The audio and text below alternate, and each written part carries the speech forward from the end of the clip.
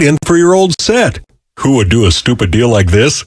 Right now, at Video Only, you can get big bucks for your old set as a trade-in and a hot price on the new models. Don't be sorry. Check out Video Only. 1-877 Cars for Kids.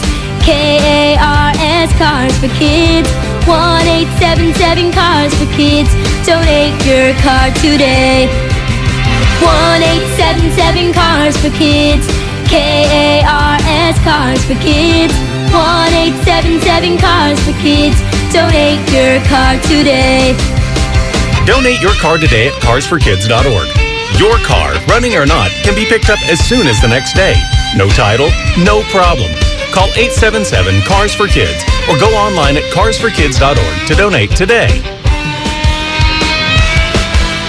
1-877 Cars for Kids. KARS Cars for Kids. 1-877 Cars for Kids. Donate your car today. Now accepting donations of land, homes, buildings, or any kind of real estate. If you own a business, this has been a bumpy ride. From pandemic to inflation, I'm sure you could use a break. If your business has 5 or more employees and survived COVID, you may be eligible to receive a payroll tax refund of up to $26,000 per employee. The challenge is getting your hands on it. Hi, I'm Howard Mackler, and that's why I founded Getrefunds.com to cut through the red tape and get you the money. The team of tax attorneys we have put together are highly trained in this little-known payroll tax refund program. We do all the work, charge not a dime up front, and simply share a percentage of the cash that we get for you. Businesses of all types can qualify, including those that took PPP, nonprofits, and even those that had increases in sales. We have helped return over $1 billion to businesses, and we can help you too. Just go to getrefunds.com, click on Qualify Me, and answer a few questions.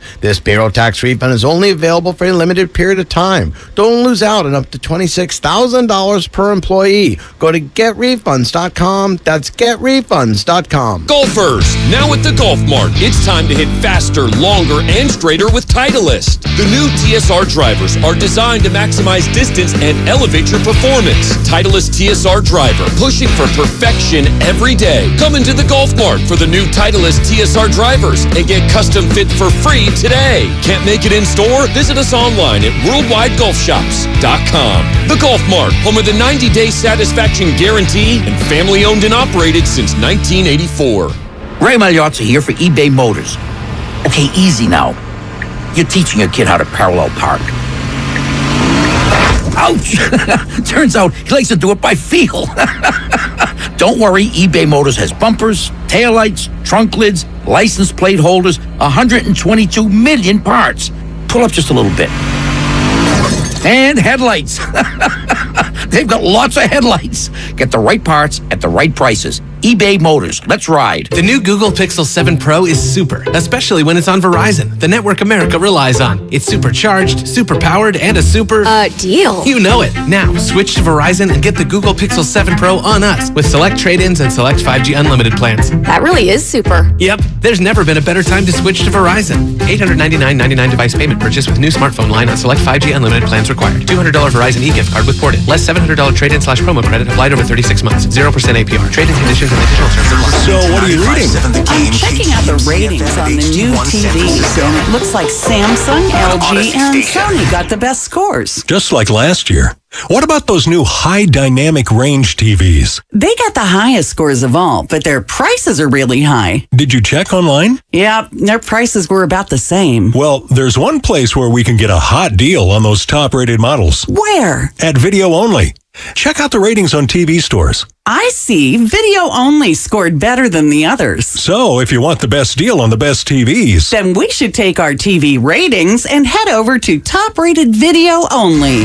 At Video Only, you won't find huge stores with refrigerators or dishwashers, but you will find the best deals on the best TVs, soundbars, and home theater systems. Shop around, but then make sure you visit Video Only, because if you don't, you'll be sorry. in Mountain View, San Mateo, Union City, Dublin, and San Rafael. Video Only. It's a new era for the 49ers. Oh my God, Jimmy Garoppolo. With a roster full of talent. Deebo Samuel with the catch. The pass is going to be picked off by Bosa. Nick Bosa. And it's almost time for kickoff.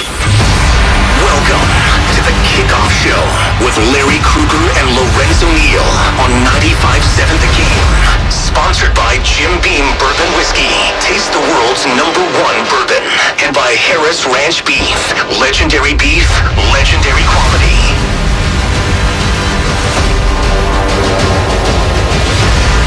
And good morning to everybody. Larry Krueger and Lo Neal getting you ready for 49er football on 95.7 The Game, the kickoff show in effect. It is week 5 in the NFL, and the 49ers are in Charlotte today, taking on the Carolina Panthers, trying to continue that momentum that they gained last week on Monday Night Football. Short week on the road, traveling from west to east. Doesn't look like it sets up well for the 49ers, but we got 2 hours to break it all down. And, of course, you can catch us on 95.7 The Game right now as you are. You can also stream the show on Twitch or YouTube, and you can give us a call or send us a text at 888-957-9570. Hello, good to see you, man. It's always good to see you, my man. You're looking nice and pretty. There we go. Okay, we got to turn there you go. Give me some power. There Give me some you power. go. Larry, it's always good to see you, brother. You know, you're looking pretty as usual, all shaved up, all looking clean. You're looking great, brother. But I'm excited. Excited about the Niners on the, little road trip to Carolina. We're going to see if they can keep little 22 on the rasp, because we know that guy gets going. He can be pretty explosive, too. Well, I've been doing 49er pregame for years, and I was thinking about driving in. I think you might be the best player that I've ever done these shows with. Now, I did one years ago with Bubba Paris. I love Bubba. Bubba made some Pro Bowls, I think, one or two. Yeah, absolutely. Did it with the great Merton Hanks. Mertz, rubberneck, man, chicken neck. I love Mertz, man. Mert, who was Mert a better corner/safety than Lo Neal was a fullback? I'll probably lean with you, Lo. 16-year vet, All-Pro, Pro Bowler. You've seen it all in this league, and it's always great to chop it up with you. Why don't we, before we get into Niners-Panthers and what lies ahead, because we got a couple hours to do that. John Dickinson, the great JD, is going to check in about an hour, and we'll get his thoughts on the matchup. But let's look back at last week, because it was 24-9. Niners got the win. I was a little surprised by the spread last week. The 49ers did not look good against Denver, and then here came the world champion Rams. But, man, Kyle Shanahan has Sean McVay's number. Yeah. And the Niners beat the Rams. There's very few constants in this world, especially in today's NFL world, a world that, by the way, we just saw the New York Giants upset the Green Bay Packers in London this morning, bright and early if you got up at 6:30 for that. But Kyle Shanahan owns Sean McVay. McVay's got a Super Bowl ring, but Shanahan is now 7-1 against McVay since 2019. What do you make of that? Shoot, I think styles make fights. I think a lot of things have to do with just the stylistic type of football these two teams play. The Niners are a physical team, going to punch you in the mouth and going to get after you. That's just who they are. You look at the Rams, offensively wise, they're a team that not going to line up and say, let's play smash mouth football. They're going to get you with throwing the ball. You got a guy with the big arm in Stafford. You've seen what the guy did in Detroit for those many years. But you think about what they have. They don't have Odell Beckham. They don't have that receiver. Now you got Cooper Kupp, but who's your game changer on that offense? Coop is one of the better receivers in the league. We get that. But who they have as a big-time player that's just going to blow the game up? You don't have a great tight end. Don't have other great receivers. You don't have a great running game. I think the Rams are in trouble this year, bro. When you look at the Rams and you think about even week 1, played against the Bills. That was a motorboat. They got motorboated. You know that, bro. They got taken out to the woodshed and got absolutely slapped around the field. The Bills pretty much had their way with them. And then you watch week 2 when they play against Atlanta, and that game turned into a fight, a dog fight. When you look at the Rams aren't a physical team. They're a finesse team. Defensively, they're a type of team. Last year, even went to Super Bowl, when you score a lot of points, they'll get in a shootout with you. Defensively, then they can pin their ears back, and that's when that defense is great. That defense is one of the greater pass rush defenses because it's a finesse team, and when you make a team one-dimensional, got to pass, Aaron Donald, he's going to, let me tell you, you better bring your lunch pail because he's going to eat you up, and that's where the Rams play great. So I think the stylistic type of football these two teams play is too different, and that's why I think the Niners have their hand. Well, it was an interesting game to watch for sure. 49er D-line dominated the Rams O-line, and then the Rams lost Cam Shelton, I believe, to an injury somewhere in there, and then all of a sudden it was unbelievable, the domination up front. 49ers recorded 36 total pressures against the Rams. 10 different Niner defenders had at least one pressure. Bosa by himself, low. Yeah. 14 pressures against the Rams. He had 5 hits on the quarterback. Give me your takeaway from the win, because I think there were a lot of people that were expecting to see the 49ers come out and do what they did in week 10 the year prior, where they just ran it down the Rams' throat, but they didn't. They came out throwing it. And that's the difference that I didn't see. The Niners having an offensive line that's been going through some different turmoils and losing guys, losing Trent, the All-Pro, and now you have to do it by committee. And I thought people don't talk about, the Niners, it was a big win, but people don't talk about the brilliance of Kyle Shanahan. It's just like everyone wants to kill Kyle Shanahan and say, oh, he did this and he doesn't know what he's doing. And how many times you hear that about Kyle Shanahan? And every time you see all these coaches, you look at Miami, that was his coaching tree. You look at the Jets, his coaching tree. So when you look at how many teams are pulling guys from the Niners and they still staying consistent, it's pretty good. But I want to talk about what he did offensively as an offensive coordinator, offensive kind of guru. I mean, Kyle Shanahan coached a magnificent game, because you talked about the Niners are the team that's going to line up. They're going to be physical. They're going to get after you. They're going to beat you up. They did that on defense, but offensively, the scheme was great. It was quick passes, just like a run. You look at Debo and Ayuk and Kittle. The ball was thrown or targeted at those guys, and they said, let's just get the ball in the hand. Let's have Jimmy just pick up the ball. Let's put some blockers in front, pick it up and just throw it. Kyle Shanahan did a great job. And then the deceptive in the game and run game, the deceptive run game, the little toss read, the little toss the ball and let the running back read it back. And it was just great. They got the defense flowing and they beat them by scheme and technique. So, yeah, it was very, very interesting to watch Shanahan, the kind of game that he put together and the kind of scheme that he put together. It wasn't the typical San Francisco 49ers where it's just pound you, but it wasn't the 49ers that Jimmy got to throw the ball 50 times down the field. It was short, it was intermediate, it was things that he's comfortable doing. Shanahan did a great job. Yeah. I mean, coming out of that Denver game, I think we all, commented that the Niners looked out of rhythm offensively. Yes. And they needed to get back in rhythm. It wasn't just about do this or do that, run the ball, throw the ball. It's about let's see the 49ers establish some kind of rhythm. And I thought in this last game, he really got Jimmy going with the short passing game. I thought Jimmy was much sharper. Yeah. And now the numbers are this: 32-15 with Jimmy, 9-29 without Jimmy. But, man, I mean, Jimmy was sharper. You mentioned the little toss play to Jeff Wilson where Burford caved in the right side. McGlinchey had a nice block. Warner came across the formation, and they cleaned it out, yeah. Wilson for an early one. But I'll tell you the other thing that my takeaway was just this 49er defense. It's not good. It's not pretty good. It's not even very good. It might be historically good.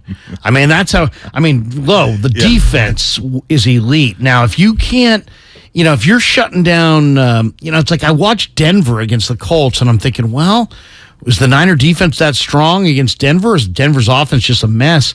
But then the way they shut down Stafford, who plays so on time and is in such lockstep with Cooper Kupp, this Niner defense is fantastic. It's elite on all three levels. Well, if you think about that, to further your point, this team, the NFL, if you score 21 points or more, you should win ball games.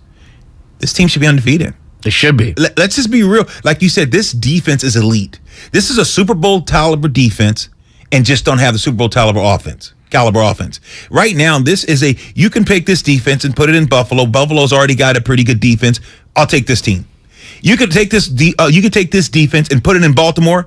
Baltimore's winning the Super Bowl. There's a lot of teams that you can take this defense because the way the defense is playing and put it with. I can name you 10 teams, but that's defense with the Chargers. You see the way that this defense, like you just alluded to, it's not good. This is a great defense, and they can get after you. If this team scored 21 points or more, look at this team is undefeated in spite of some weaknesses we've seen from the offense, and it's great that they're starting to play a little bit better football.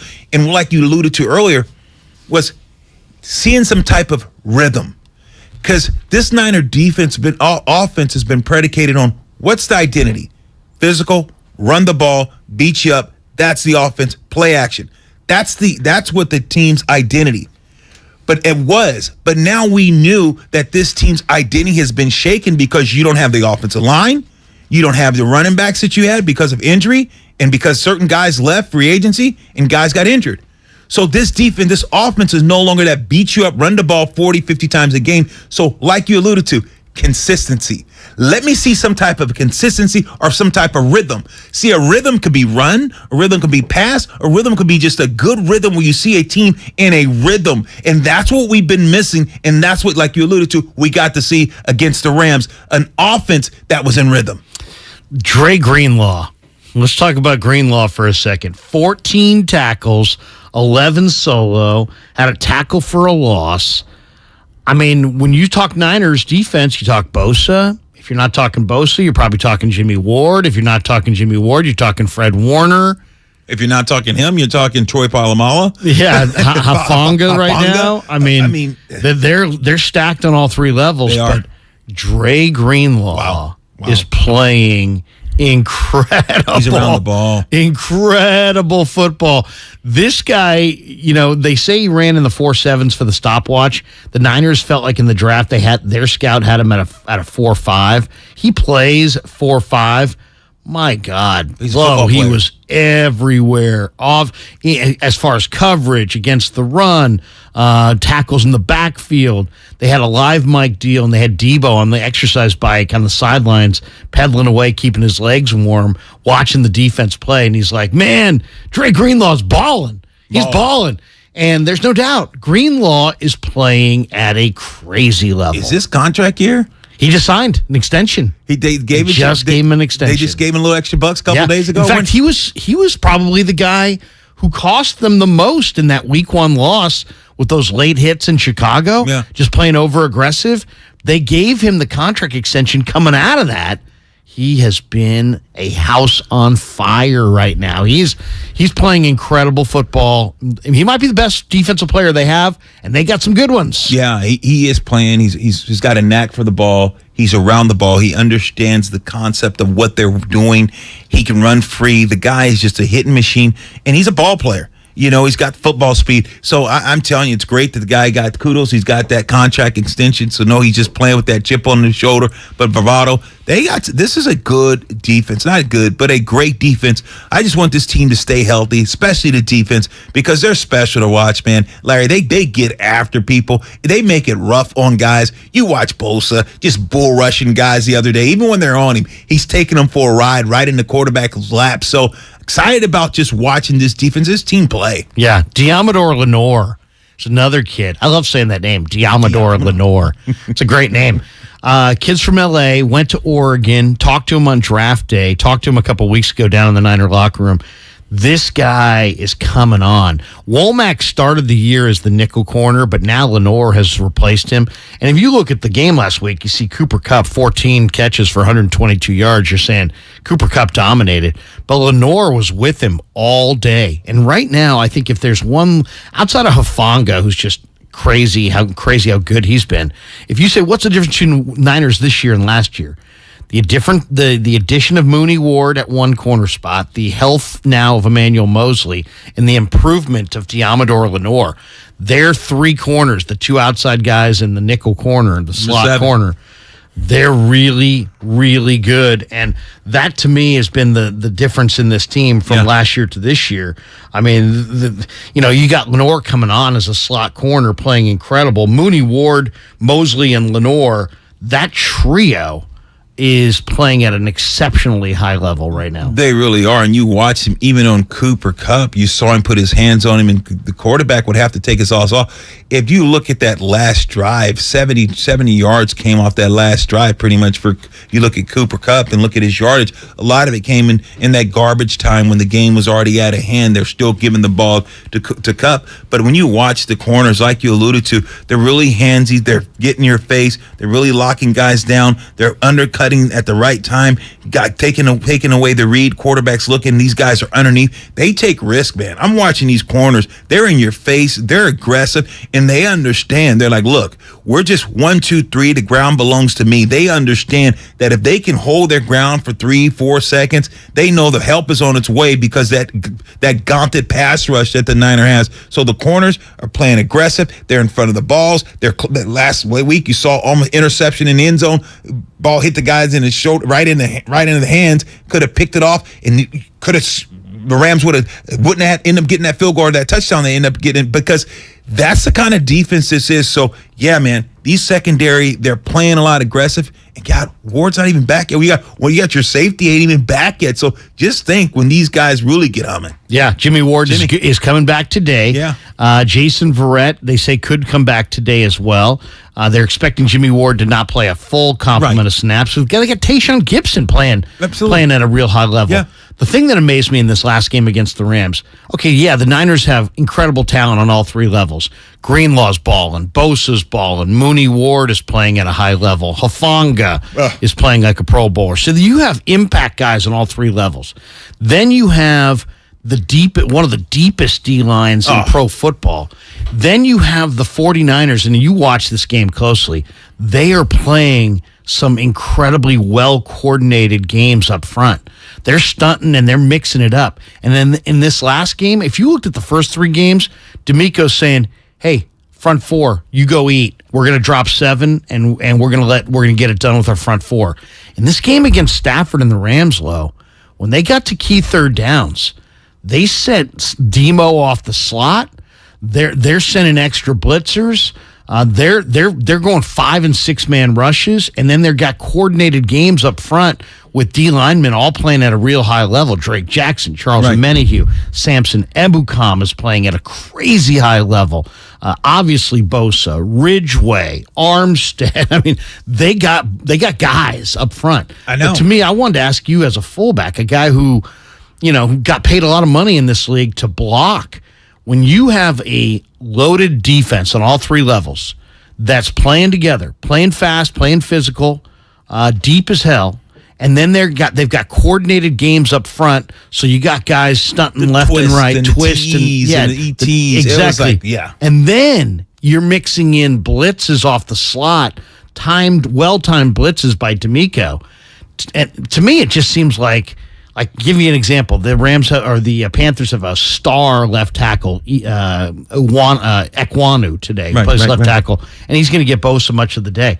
When you have a line that has any weaknesses or any young players, and you can throw that kind of pressure, where you got Bosa and Ebukam and games and blitzes and all three levels of dominant defense and coverage sacks. I mean, it's a nightmare for offenses, and it's probably a nightmare for fullbacks. Oh, no question. Ebukam, he wasn't with the Rams. Think about how he played. The guy had never played football. He's a great story, and to watch that guy play is unbelievable. Had a couple sacks the other night, and just like you alluded to, the stunts, the twists, the TE. You see, when you're a Bosa and you're playing tackle, you already go into the game said, God, I got to lock this guy down. I got Bosa today. So your whole mindset, because you're playing against the best, you're like, okay, I know who I'm playing today. I got to take care of this guy.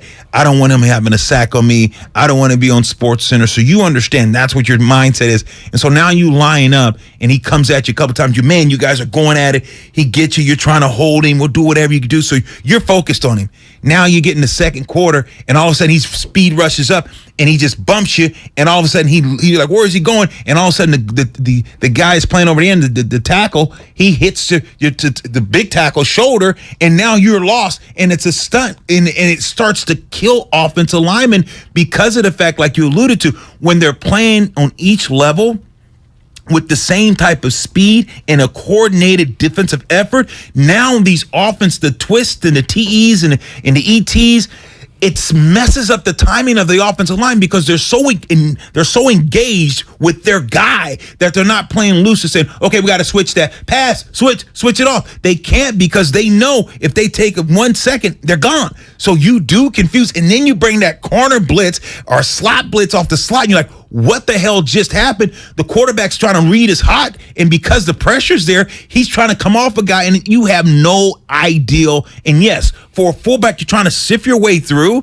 and you got a TE, and you're like, who's got that guy? You end up having to, because puts an emphasis on communication. Yes. You better have your you communication down. And then you end up have to take their guy, end up taking a DN or a tackle, and now they have to go up to your linebacker, and it just blows the play up. So the Niners, what they've been doing is very, very disruptive. Yeah, it's incredible. And if there was one surprise in this game, we kind of already mentioned it. It was the fact that the Niners didn't come out running. They came out with a short passing game, and it worked wonders against the Rams' defensive front.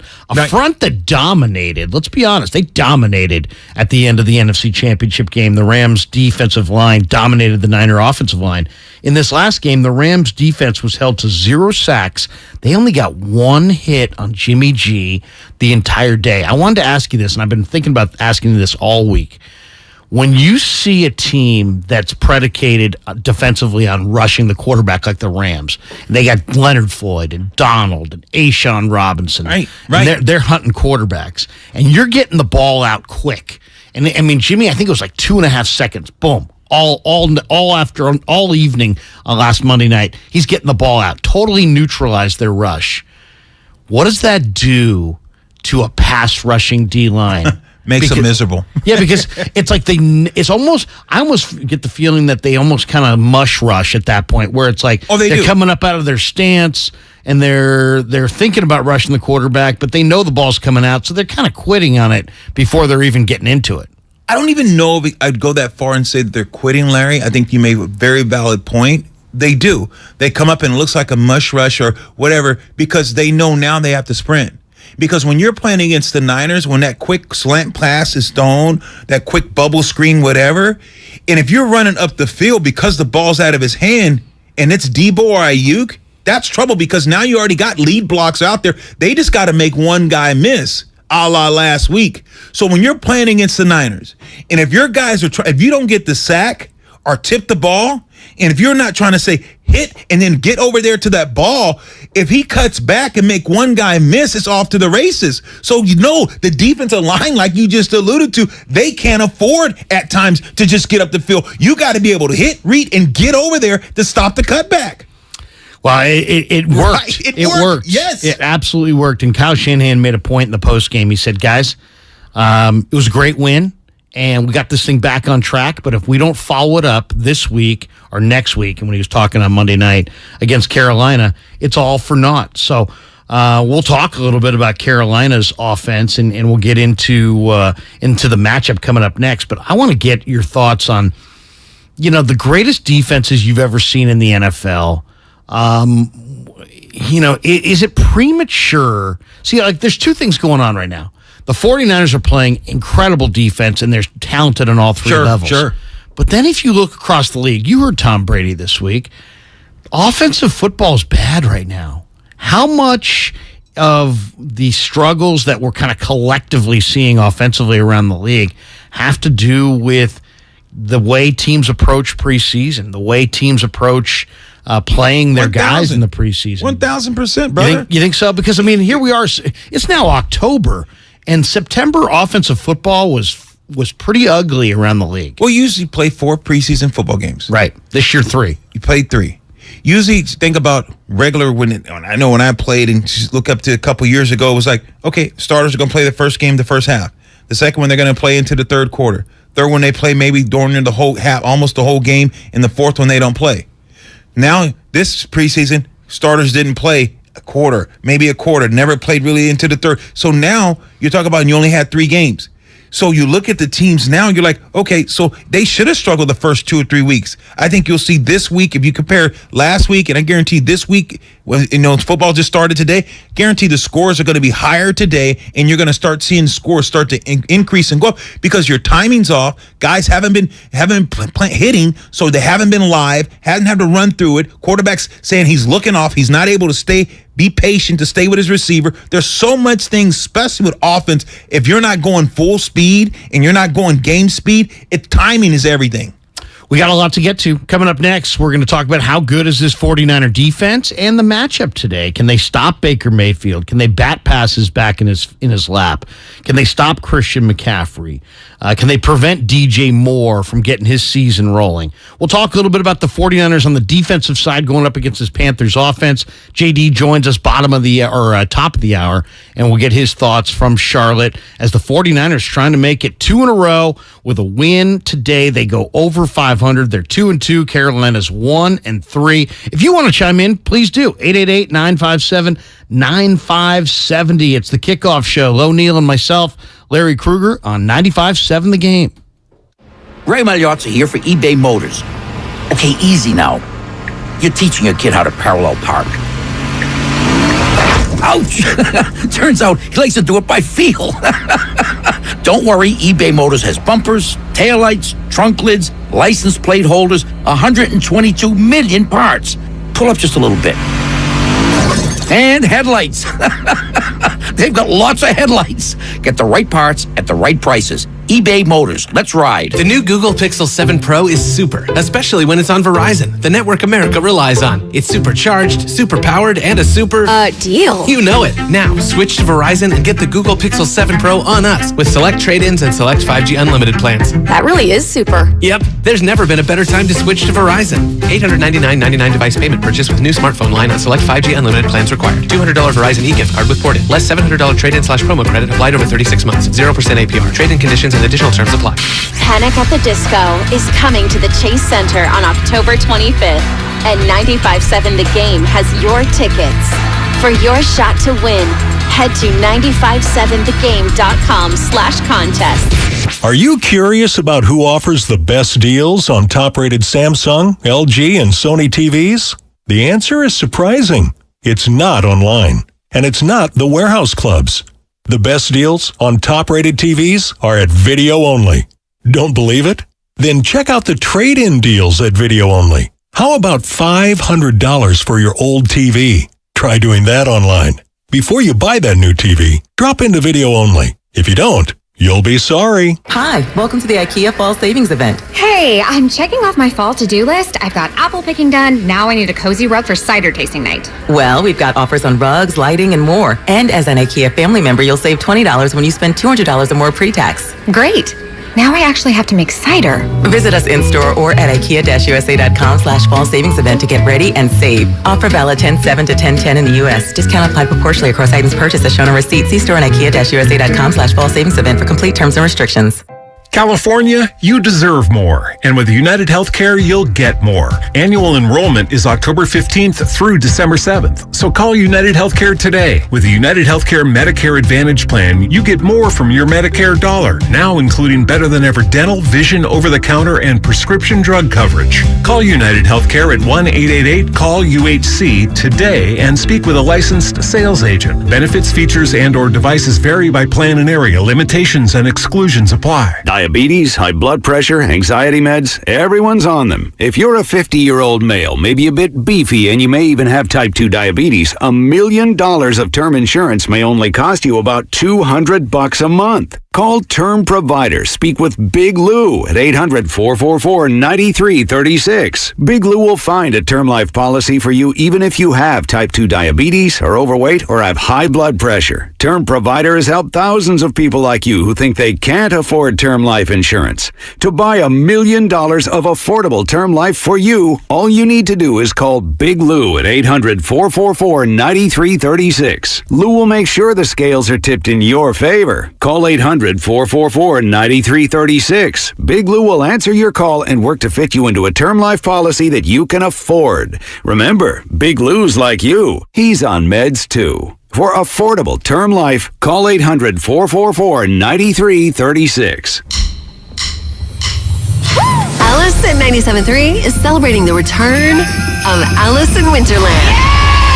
Friday, December 2nd at the SAP Center in San Jose. Starring John Mayer,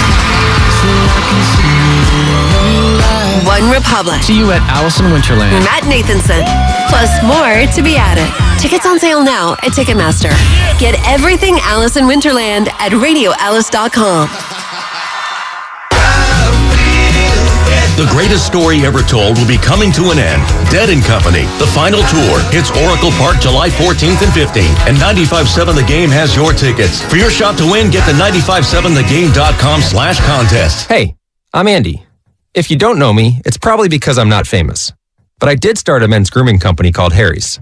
The idea for Harry's came out of a frustrating experience I had buying razor blades. Most brands were overpriced, overdesigned, and out of touch. At Harry's, our approach is simple. Here's our secret.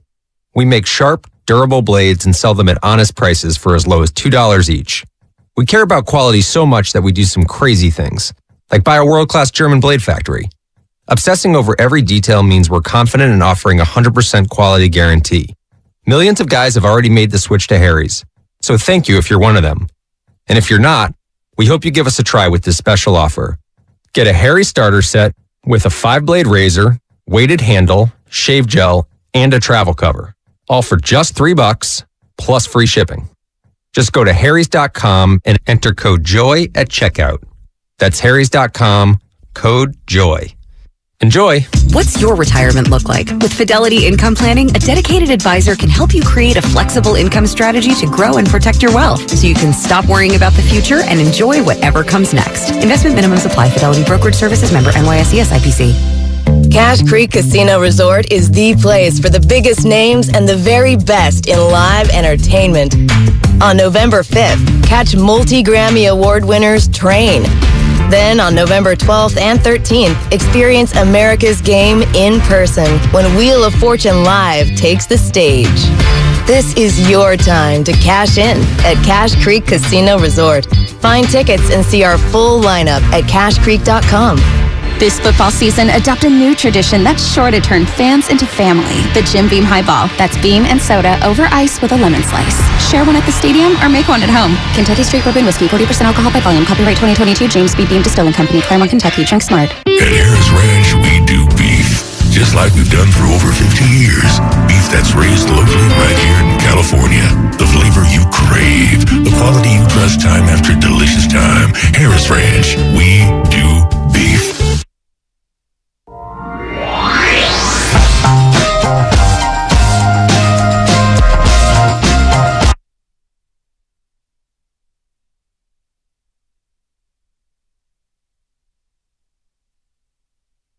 Now back to the Kickoff Show with Larry Kruger and Lorenzo Neal on 95.7 The Game. Sponsored by Jim Beam Bourbon Whiskey. Taste the world's #1 bourbon. And by Harris Ranch Beef. Legendary beef, legendary quality. And thanks to Jim Beam and Harris Ranch Beef, the Kickoff Show. It's week 5 in the NFL. Good morning to everybody. Good late morning, we should say. It's almost noon. The morning game's going on. Lo and I watching here. 9-10 a.m. games. The thing got going this morning with the Giants beating the Packers 27-22 in London. It was the first matchup of winning teams over there, Lo. So the Londoners get a chance to see two decent football games, and they got to see an upset. G-Men, how about that? Taking down Aaron Rodgers and the Pack. Yeah, look at watching Aaron Rodgers in the Pack. Aaron has to do too much. I watched them last week when they played against, even though they end up beating New England, Bill Belichick's team. When you think about the game itself, New England was able to run the ball down their throat. I mean, New England pretty much pushed them around the field. Aaron Rodgers had to come back to get that win, but they're not stout against the run. Green Bay really doesn't look that good defensively like they used to look. Well, it's funny, too, because people talked so endlessly early on in the year about, oh, my God, Green Bay's defense. I agree. Green Bay's defense didn't look like anything. No. The third-string quarterback for the rookie, Zappy, looked relatively comfortable. And it makes you wonder. It makes you wonder about who really are the primo contenders in the NFC, and are the Packers, who are now 3-2, one of them? Right. Go ahead. I'm just going to ask you, when you look at like Seattle and you think about Geno, what do you seriously, when you watch the way he's playing, what do you think? And then you think about what the Niners did. Well, how do you look at his performance, or as a ball player, in the league here? Well, I think Geno's playing better ball. First of all, he's playing the best ball of his career. And he's in rhythm, and now he's seen it all, right? He's not he's seen all the blitz packages. You can't surprise him. He's taken a lot of the mental reps, all the physical reps this summer, and he's playing the best ball of his career. And that's another one. It's like, how good is this Niner defense? You looked at the way they held Seattle down, and then you looked at Seattle's offense the next week. They put up 50 or whatever it was. So and they're playing the Saints, beating the Saints right now. You think about what they're able to do and what they've been able to do as far as just some consistency. They've been pretty a decent team. No question. With the 49ers, the big question now coming into week 5 is, I kind of feel like last week they found their recipe for success. Jimmy doesn't turn it over, and they lean on their historically great defense. Just put this thing in perspective on the Niner D. 49er defense has allowed 3.8 yards per play. That's number 1 in the NFL. Wow. But for perspective on that, the 85 Bears, who I think the best defense ever, allowed 4.4 yards per play. So 4.4 from the 85 Bears. Now, granted, that was over the full year. The Niner defense through the first month, 3.8 yards per play. The 2000 Ravens allowed 4.3 yards per play. Good defense. So the Niner defense has been totally dominant. They've given up 46 total points in 4 games. They're number 1 in the NFL in points allowed per drive. Over the Bengals, Eagles, Cowboys, and Broncos. Niners 0.88 points allowed per drive. They're second in the NFL in sacks with 15. They've given up only 37 points to opposing offenses. That's the second fewest through 4 games since 2010. They've allowed 3.81 yards per play. That's the lowest mark since 2008.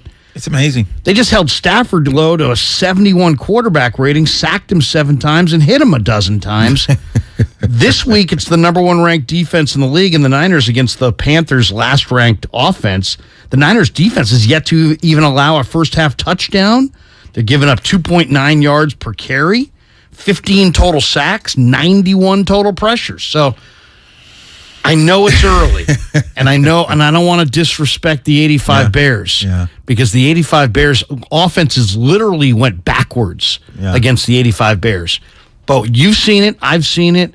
If you say to me the greatest defenses of all time, I'll probably say 85 Bears, 75 Steelers, 02 Bucks, 2000 Ravens, 86 Giants, maybe 84 Niners. There's some damn good defenses in there. And then, of course, Seattle recently had a great D. Denver had a real great D recently when they went to the bowl. What do you think? Are we not just looking at a great Niner defense and one of the greatest in the league, if not the greatest right now? Are we looking at an all-timer? Is this an all-time defense, or is it a hot start? I think hopefully it's an all-timer.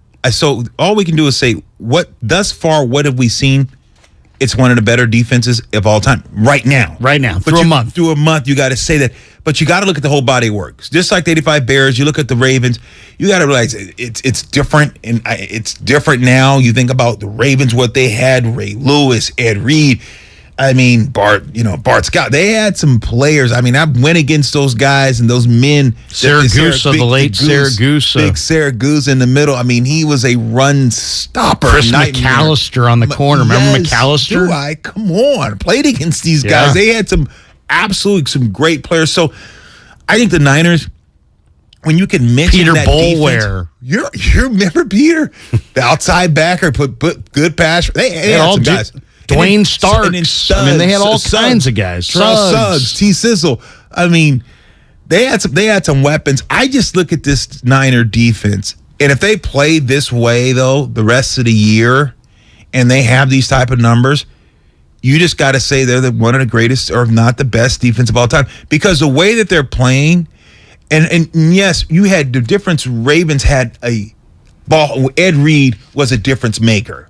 Like, he's going to pick the ball, and he could do things that I don't think the Niners have a guy in that back end that can take it the house, punt returner, and what he could do. But far as just front four and linebackers, Ray's an all-timer, Hall of Famer. But if you look at what the linebackers that the Niners have, the guys up front, and the numbers they're putting up, if they can do that with consistency, you can say this is one of the better defenses of all time, bro, because you can't grab receivers anymore. You got after 5 yards, you can't touch them. There's a lot more lenient for the offense. But then you got also the balance the first 4 weeks. So let's see what happens the next 4, because Tom Brady, the great Tom Brady, even talked about offenses are playing crappy. They're so much further behind the defense now. So I want to see the whole body of work. But right now, what we're seeing, legendary. Yeah. I mean, Bosa, difference maker. Greenlaw, difference maker. Mooney Ward, difference maker. Hafanga's playing like a difference maker. All right, let's flip it over and talk a little bit about Carolina offensively. Baker Mayfield, things have not gone well for Baker. He's not having a good first year in Carolina. No. He's had 11 passes batted down at the line of scrimmage, 6 more than any other quarterback in the NFL. He's also been sacked 11 times. That's 8th most in the league. He's 6'1". He really struggles at the line of scrimmage with batted balls. 5 last. Arizona batted down 5 last week against Mayfield.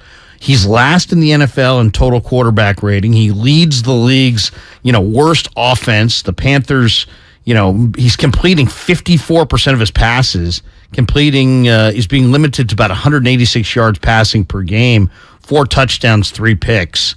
What do you think? I mean, when you look at Baker, did you like Baker coming into the league? Did you like him in Cleveland?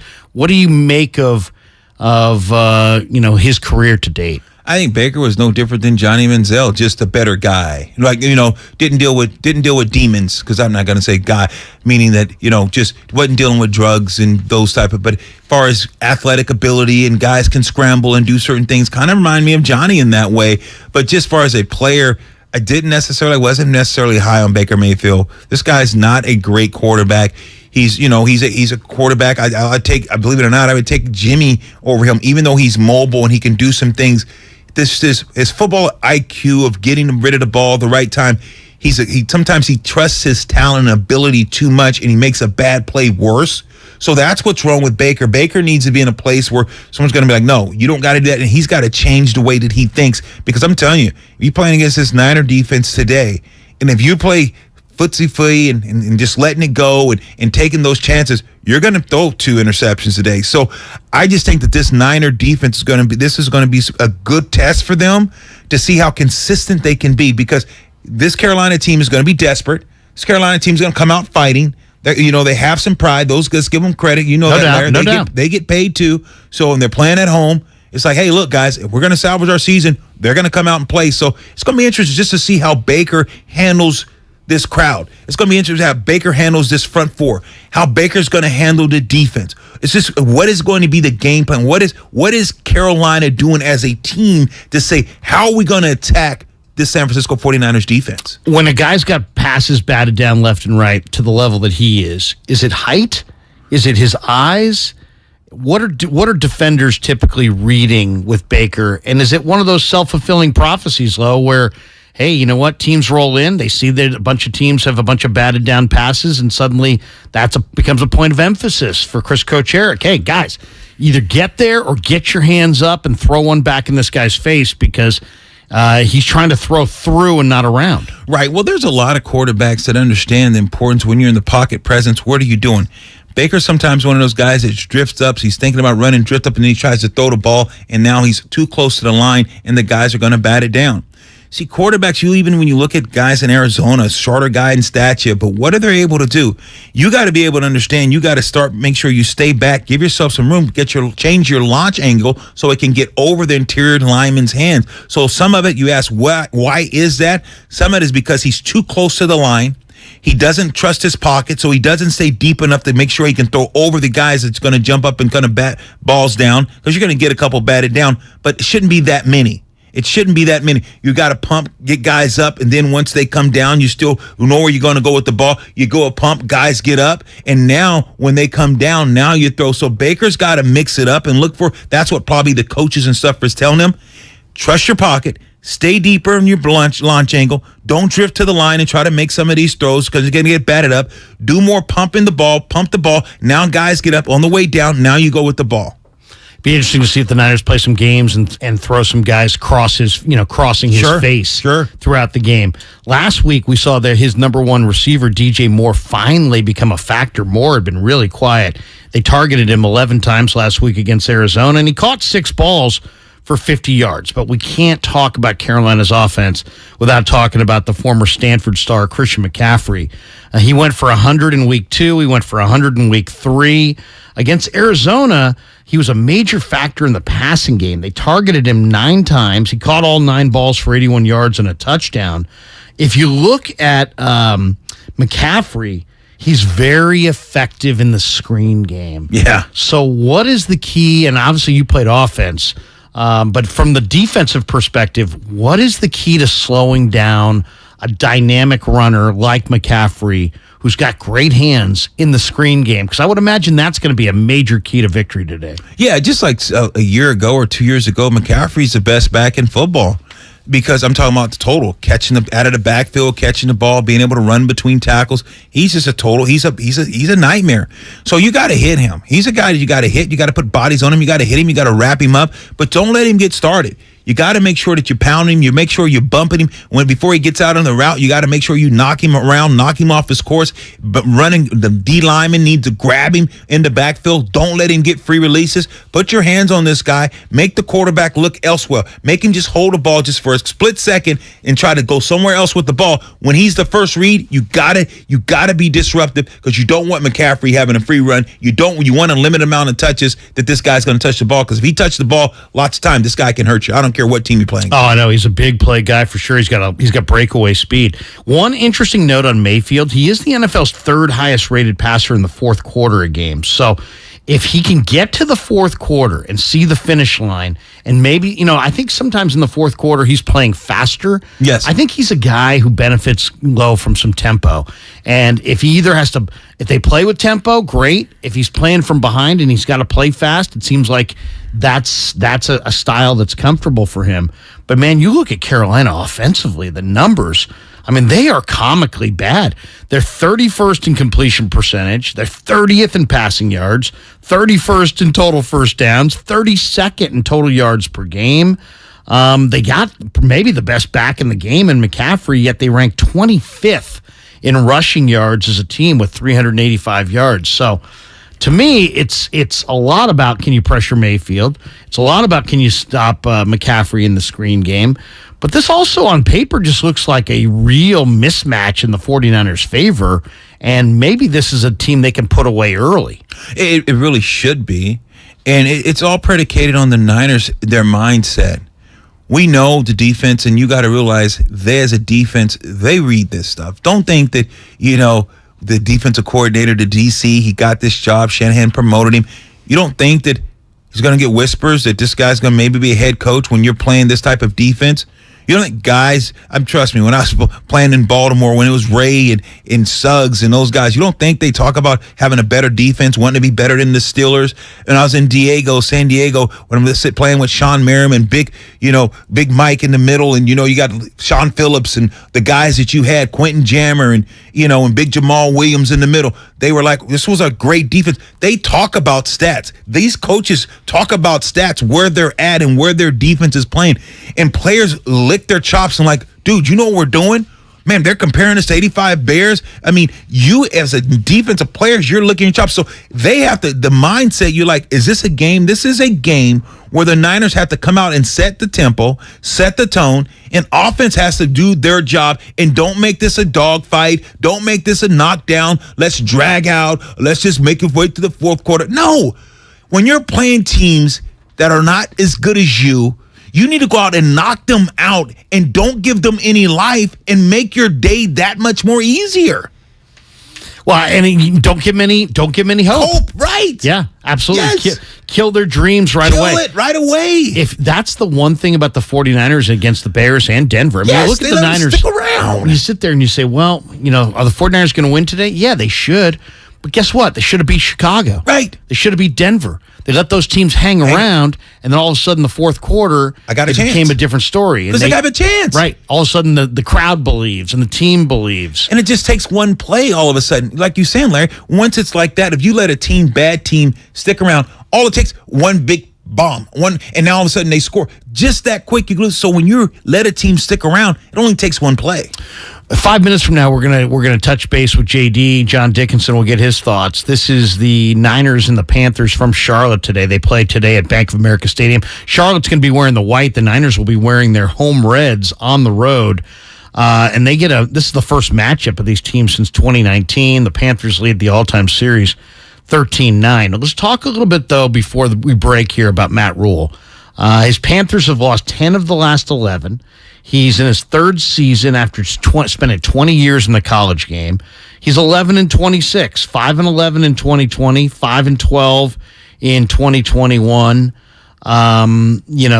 This guy signed a 7-year, $62 million deal after the 2020 season. And if you look at the odds right now, Matt Rule is the 1-2 favorite over Nathaniel Hackett, over Cliff Kingsbury, and Frank Reich as the coach that's most likely to get dumped first or next in the NFL. The players know this. They see this. They know the headlines. Heck, Rule knows it. I talked to 4 different writers this week from Carolina. They said that this is like a dominant theme around the club, is this game could be the last game that Matt Rule coaches for the Carolina Panthers. When you know that as a player, what's the impact of that? Is there any impact at all? If you know your coach is dangling by a thread, or is that just, you know what? That's a factor, but it doesn't really impact the players and their preparation and their approach. How do you see it? Because if the Niners put one on them today, this could be it for Matt Rule. Well, I think it may be. But I think when you're talking about a player, I've been on some teams, man, where, in the Saints where coach quits on the team. Been on where teams get, coach get fired mid-season. And it's going to be one or two things. As a player, you got to be able to say, I can't get caught up in the noise, the ancillary things that are around me. I have to go out and do my job and play at a high level and understand what's at stake. That's my name. That's my reputation. I'm putting tape out there for other teams to see what I'm doing. How am I going to respond, and how am I going to be viewed? And as some players, they look at it as, the coach, they don't respect the coach. They know the coach is calling bad plays, and you just don't feel like you're in a situation where you can win. And a lot of players do understand that they're in a situation where they can't win. They doubt the guy that's leading the team, the head coach. And sometimes they let that affect their play because they don't believe in the plays themselves. So now they don't execute at the level that they should be. So you have to be very, very careful as a player. Even if you know your coach is gone and you know that he's not going to be there, as a player, you owe it to your organization. You owe it to the fans to still give it your all. And so many players, they get caught up in the minutia of it all, Larry, and they're like, this play's not going to work, or so they're not giving it all because they're not committed. And so. You're only going to play as hard as you can play. Yeah. I always felt like you don't want a team when they get that first coach, when they get the new coach, because it seems like everybody's got a new lease on life. And it's like the first day of training camp, and it's like, hey, you know what? The coach oftentimes will walk in the room and say, guys, I don't have any preconceived notion. The depth chart is wide open. It's a new set of eyes. You guys all have a fresh start with me. So I think that's a more dangerous situation than this. But in this one, it's going to be interesting to see if Rule busts out any wrinkle that, maybe he has, maybe to steal a series, steal a possession, maybe a fake punt, maybe a fake field goal, just because you got nothing to lose. Oh, without a doubt. You got the worst offense. You're going up against the best defense. When Matt Rule's sitting in the room talking to his coaches, he probably says, guys, we're outgunned this week. We need to steal a possession, and we're going to try to do it. So I would be onside kick, I'd be looking for that. I'd be looking for them trying to steal some possession at some point in the first half of this game. Larry, you're absolutely right. When desperate times calls for desperate measures. So when you think about what Rule is looking at, and you're talking about his coaching staff himself, it's like, I want to prolong. How do I get paid more a week? How do I keep myself out of the way?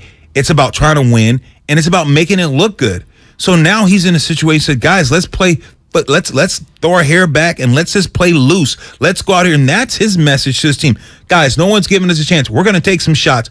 Hey, Baker, we're going to turn you loose. What do you like? This is where you go to your players and try to get their insight. What do you feel like you do great? What do we want to do? And dial that stuff up. But you definitely want to steal a series. If on a punt, 4th and 1, go for it. Fake punt.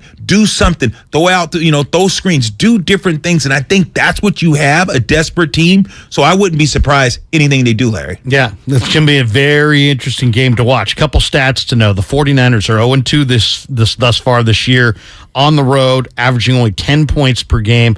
They're 2-0 at home, scoring 25 a game. They haven't lost 3 straight road games since 2018. And if you're thinking about betting this game today, Carolina 3-15 against the number in their past 18 games. All right, we'll take a timeout. Coming up next, JD checks in. John Dickinson. We'll get his thoughts. The Niner reporter will stop by. We'll get his thoughts. And if you want to chime in, you got a prediction on this thing you want to share with Lo or I, feel free. Bang the number, 888-957-9570.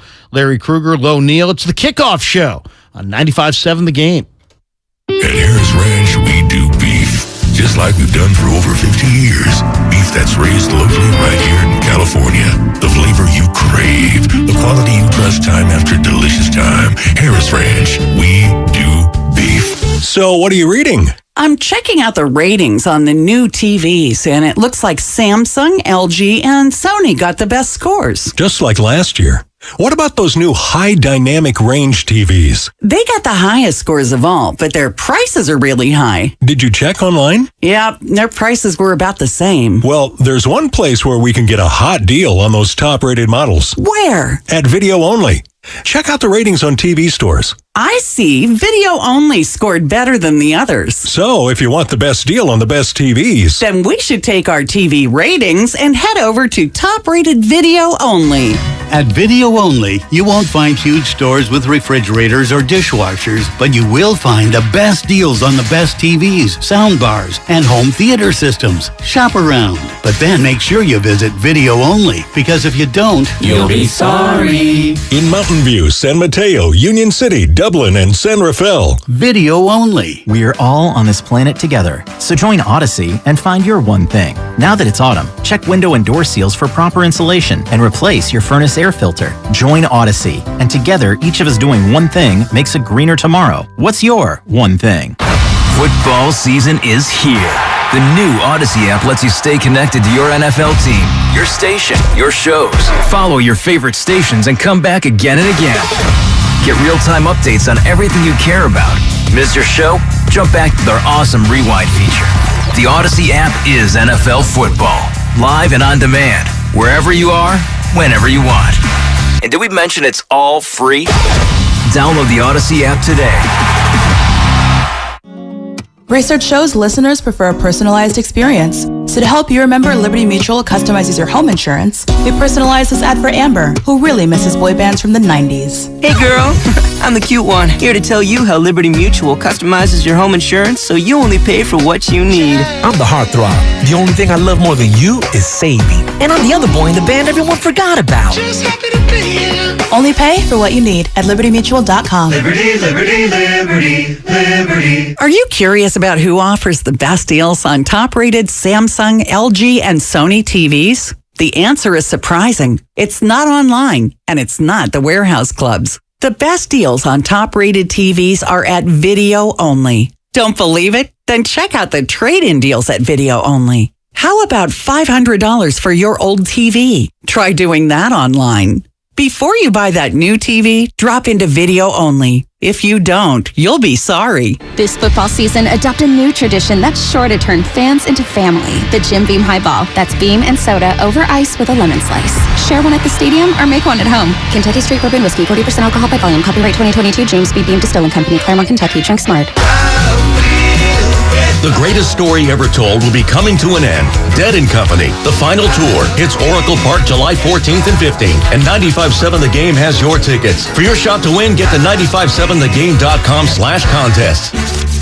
It's the bottom of the ninth, the game's on the line, and your small business needs a loan fast. What's your move? Go to OnDeck.com, America's largest online small business lender. With OnDeck, you can apply in minutes, and if approved, get your funds as soon as the same day. Go to OnDeck.com. Your loan is on deck. Depending on certain loan attributes, your business loan may be issued by OnDeck or Celtic Bank, a Utah Chartered Industrial Bank member FDIC. Limited eligibility for same-day funding. OnDeck does not lend in every state. All loans subject to lender approval. Wendy's new French toast sticks are so delicious, some are saying that they're better than their mom's breakfast. Excuse me. did you just say Wendy's new French toast sticks are better than my breakfast? Mom, is that you? Answer the question. I said some people are saying that because they're so crispy on the outside and fluffy on the inside and perfect in every way. Uh-huh.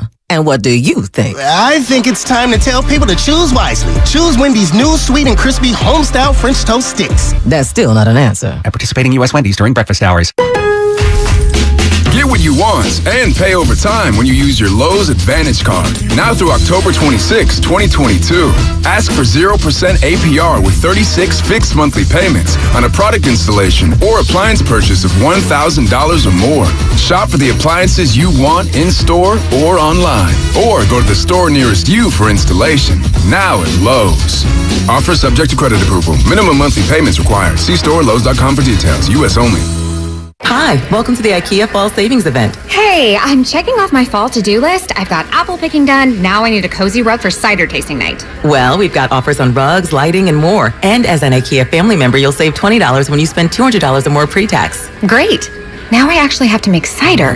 Visit us in-store or at IKEA-USA.com/fall savings event to get ready and save. Offer valid 10/7 to 10/10 in the U.S. Discount applied proportionally across items purchased as shown on receipt. See store and IKEA-USA.com/fall savings event for complete terms and restrictions. You're listening to 95.7 The Game, KGMC FM at HD1 San Francisco.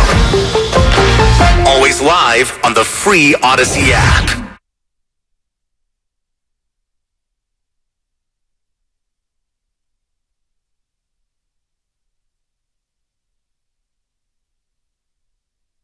Now back to the Kickoff Show with Larry Krueger and Lorenzo Neal on 95.7 The Game. Sponsored by Jim Beam Bourbon Whiskey. Taste the world's #1 bourbon. And by Harris Ranch Beef. Legendary beef, legendary quality. And welcome to the Kickoff Show. Larry Krueger, Lo Neal, Harris Ranch Beef, Jim Beam. Lowe's got the Harris Ranch Beef hat rolling. I rock with Harris, baby. I roll with those guys. Their tomahawk, Harris Ranch Beef, man, is legendary. There you go. If you're cruising down the 5 and you're in Coalinga. There you go, baby. You know you're at Harris Ranch. All right, let's go to the guest line. JD joins us, John Dickinson, who does a bang-up job covering the 49ers throughout the year for 95.7 The Game. JD, thanks for the time. I'm looking at the inactive list. It's out. Trent Williams, Ty Davis-Price, Tyler Croft on the offensive side, Tarvarius Moore, and then the two most interesting names, both Javon Kinlaw and Eric Armstead, are out. So it's a day to step up for Kevin Givens and Hassan Ridgeway, and maybe even Akeem Spence in the middle of that 49er defensive front. Yeah, it really is, guys, and thanks for having me. And it's been nice this morning, not on the trip to Charlotte or Atlanta, back on the road with the Niners later on in the year, but to kind of look around and watch some of the other games across the league and just try and get a feel for where the 49ers stack up. As far as the injuries and the inactives, I'm not surprised, and look, I know Javon Kinlaw said that he continues to have issues with this fluid buildup in the knee, although there's no soreness, and it takes a time, and there's a process to getting it drained. And look, this is just an issue that's going to be lingering, I think, I hate to say it, but probably for the remainder of his career, even as young a player as he is. And I know Eric Armstead had the plantar fasciitis in the one foot, and then something happened with the other foot, and that's keeping him out. The one thing I know with the 2 games on the turf over the course of the next couple of weeks, the Niners don't want to mess around with anybody that's got some kind of a knee or a foot or even a hamstring or anything like that on that turf. The Niners have really been burned by games on the turf, and the Panthers switched, I think it was last year, from grass to turf. And you just don't want to mess around with it, which I think also, guys, plays into Jimmy Ward coming back, Jason Verrett coming back. Those guys are going to be active and see some action today, but I'm really curious to see just how much on that field turf in Charlotte. So when we say where's the beef, so where is the beef in the D? So what do you look at when you talk about this defensive front, how stout they were against the Rams? What are you looking for to make sure that they can stay with consistency this week to try to keep adding to the fire? Well, it's the depth. I mean, Larry mentioned some of the names as far as the guys, that are going to be stepping up and have stepped up. I mean, Givens has been tremendous in the early going this year. You get Ridgeway with a sack against the Rams, and Akeem Spence can get in there and clog up the middle as well. And you still got plenty of depth on the outside to get to the quarterback. And I think this is a game where you want to be able to stop the run. But this is the kind of game, guys, where the 49ers should be able to win it based on their defense. Baker Mayfield's been one of the worst quarterbacks in the league. The Panthers' wide receivers have struggled. The 49ers getting added depth in the secondary, as we just mentioned, and turnovers have really wrecked the Carolina Panthers offense. Yeah, they still have Christian McCaffrey, and they still have been an above-average defensive team in their own right, but the 49ers with the number one defense, I mean, this is the kind of game to me where you worry a little bit potentially about the Panthers being able to run the football on the interior, but that's something you always worry about with the Niners. I think you can stop that. You can force Baker Mayfield into some turnovers, and the turnovers finally there for the 49ers against the Rams, which help flip that game in their favor and turn it into a semi blowout, although nobody was feeling that way when it was a one-possession game with 6.5 minutes to go. It's so interesting to me is, can Jalen Moore handle Brian Burns? I mean, I thought Moore was horrible in the game against Denver. Then he kind of rebounded against the Rams. And I don't know if he rebounded as much as Jimmy got it out in 2.4 seconds pretty consistently, and they kind of protected their line. But what are you expecting to see as far as Shanahan's offensive game plan, JD? Is he gonna stay with that short passing game that he utilized against the Rams? Or is he going to go back to the 55-45, percent run pass ratio that we saw in weeks 1, 2, and 3? I think he's going to come out and look to pass it to set up the run and get it out quick and bring a little bit of help to Jalen Moore. I agree with you. I thought Jalen Moore played pretty well, and that was something I circled. I know we were pretty close to each other in the press box at Levi's on Monday, and when McKivitz went out and they had to put Jalen Moore in the game, at that point the game was still very much in question, and you're thinking, if the Rams can all of a sudden start obliterating that 49ers offensive line from the left tackle spot, they could maybe force a turnover or flip the game in their favor when it was kind of hanging there in the balance before Hufanga had the pick six that essentially ended it. But I thought Jalen Moore was impressive, and impressive in that there were no mistakes. I mean, they had to rip him off the field in Denver. It was so bad, and I think everybody was kind of wondering, well, why was he even in the game ahead of McKivitz? I know Shanahan explained it because McKivitz had been a little bit banged up, but I think that is the biggest area of vulnerability going into this game for the 49ers, without a doubt. But no, I think it's short passes. I think it's passing to set up the run and then try and come back to the run as the game goes on, hopefully as you're building the lead, because the Panthers are snuffed out themselves on offense when they have the football. JD, you look at the Rams, and you and I, we kind of talked about their team, and, they can get after you when they're from a lead. They're finesse type of defense. They got a guy over there who we know, Aaron Donald, can get after the passer when they're playing from in front. But when they're talking about just being a physical, see that Buffalo was just able to manhandle physical teams. They don't necessarily hold up. Compare and contrast Carolina's front and what Carolina does. They're different type of defense than the Niners. I mean, than the Rams. Compare kind of the matchup that you think that we're going to see here today. Yeah, no, they've been a solid defense, and a defense that's helped them stay in games and get back into games. But the thing that I keep coming back to is you got to be able to get the ball out quickly. You got to be able to run the football. I think you got to be able to give extra help to Jalen Moore. I mean, I think Larry's all over it when he mentions the Burns matchup, because that's the one thing that can wreck this for the 49ers. If he's getting loose and Garoppolo's hurried and the bad Garoppolo game, right? The bad Shanahan Garoppolo out of sync game where it's turnovers, where it's the strip sack in a short field and the Panthers are able to punch it in, and then the 49ers have to play from behind. You don't want to be in a position where you got to play from behind. You want to be in a position where the Niners did a nice job of much more, I thought, getting in third and manageable type situations than they had in other games where teams could pin their ears back and get loose on them. I think that becomes a big key in this game, and just play the game from a position of advantage going on the road against a team it's been ugly. I mean, I know you guys know it. It was ugly last week, but in the fourth quarter and in the second half against Arizona. But the Panthers, for as bad as they were right there in that game with a chance to win it in the fourth quarter. You want to look up if you're the 49ers and not have this be one of those games where, and the two road games have been in lockstep with it. You look up in the fourth quarter, you're thinking, how is this team not ahead or ahead by more? And then the fourth quarters in both of these road games have just been disastrous. So to me, if there's been one theme through the first two games and the Niners coming in 0-2 on the road, it's get the game in control by the fourth quarter, where a crazy play here or there can't happen and wind up being the reason that you take an L. No excuses today, frankly, and really no excuses next week. Yeah, I mean, it's the NFL, so anybody can beat you if you turn the ball over, or commit a ton of penalties. We saw the 49ers already lose a couple games. Week 1, they lost because of penalties. Week 3, they lost because of turnovers.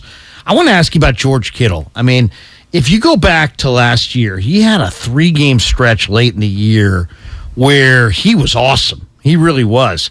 But in the 8 games since then, he's been pretty mediocre. He's got 21 catches over his last 8 games for 220 yards. Is it as simple as, man, he's so valuable as an inline blocker in the run game that he doesn't get out in the patterns very much? Is there something that you've noticed that could point the finger at why Kittle is not quite the receiving threat, or at least production-wise, he hasn't been the receiving threat over the last handful of games as we've seen prior to that? Yeah, I do think that's part of it. I also think teams do make an attempt to make sure that he's not the guy that beats him, to a certain extent. It's Debo, and it turned into Debo more in the running game and everything the 49ers are trying to do on that front. That becomes, I think, the main thing on the bulletin board, at least it did as last season went on. But Jimmy Garoppolo's favorite target has always been George Kittle, and I think teams try and take it away, believing that if they do take it away, Garoppolo has a much more difficult time throwing the football to wide receivers and throwing the football outside the numbers. I think a lot of it is if you can get the ball out of Kittle's hands and from Garoppolo, taking some of those design plays that are easy gains to him and letting him, bulldoze a couple of people for big gains, it makes Jimmy Garoppolo a much weaker quarterback. So I think that's part of it. I also think the 49ers run game has been, other than the Debo Samuel plays, it's just been so up and down, and there's been so many running backs banged up, and they've had so many offensive line issues with tackles that he has become a much bigger force in the running game than maybe he has been even before. There's times where you look out on the field or you go back and you watch the game, fellas, where you think, man, is he a tight end, or is he a third offensive tackle out there lined up to help protect and get the run game in order? With that being said, JD, when you just looking at schemes and teams, and look no further than Kansas City, there's a guy by the name of Kelsey, and you look at him and George Kittle, and you think about those guys, how dominant of a tight ends they are. What about schemes? What is it? Because you see Kansas City, they're able to get the ball to Kelsey, no matter what teams do, and they understand he's a focal point.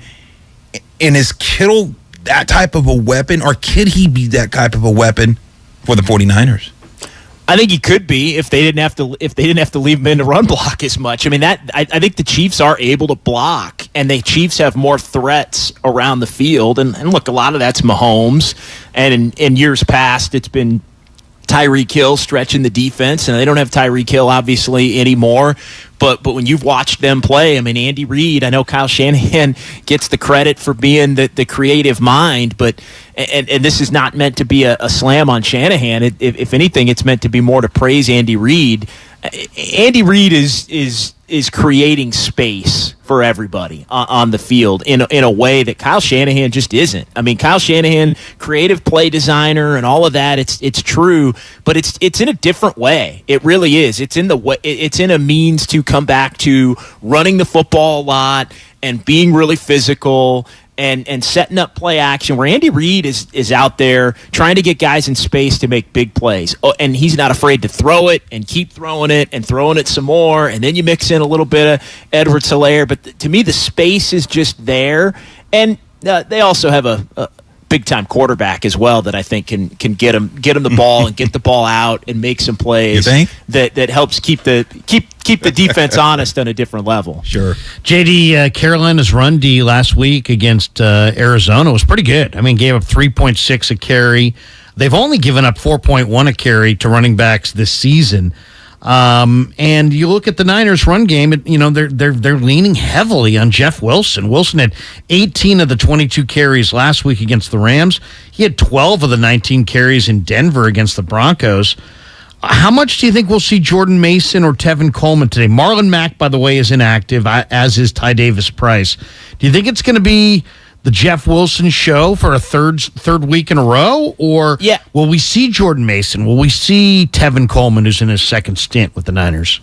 I keep waiting for them to unleash Jordan Mason, and I'm having a hard time understanding why they haven't. It makes me wonder if maybe he's had problems at practice, hanging onto the rock, or there's something going on there where there isn't a full trust.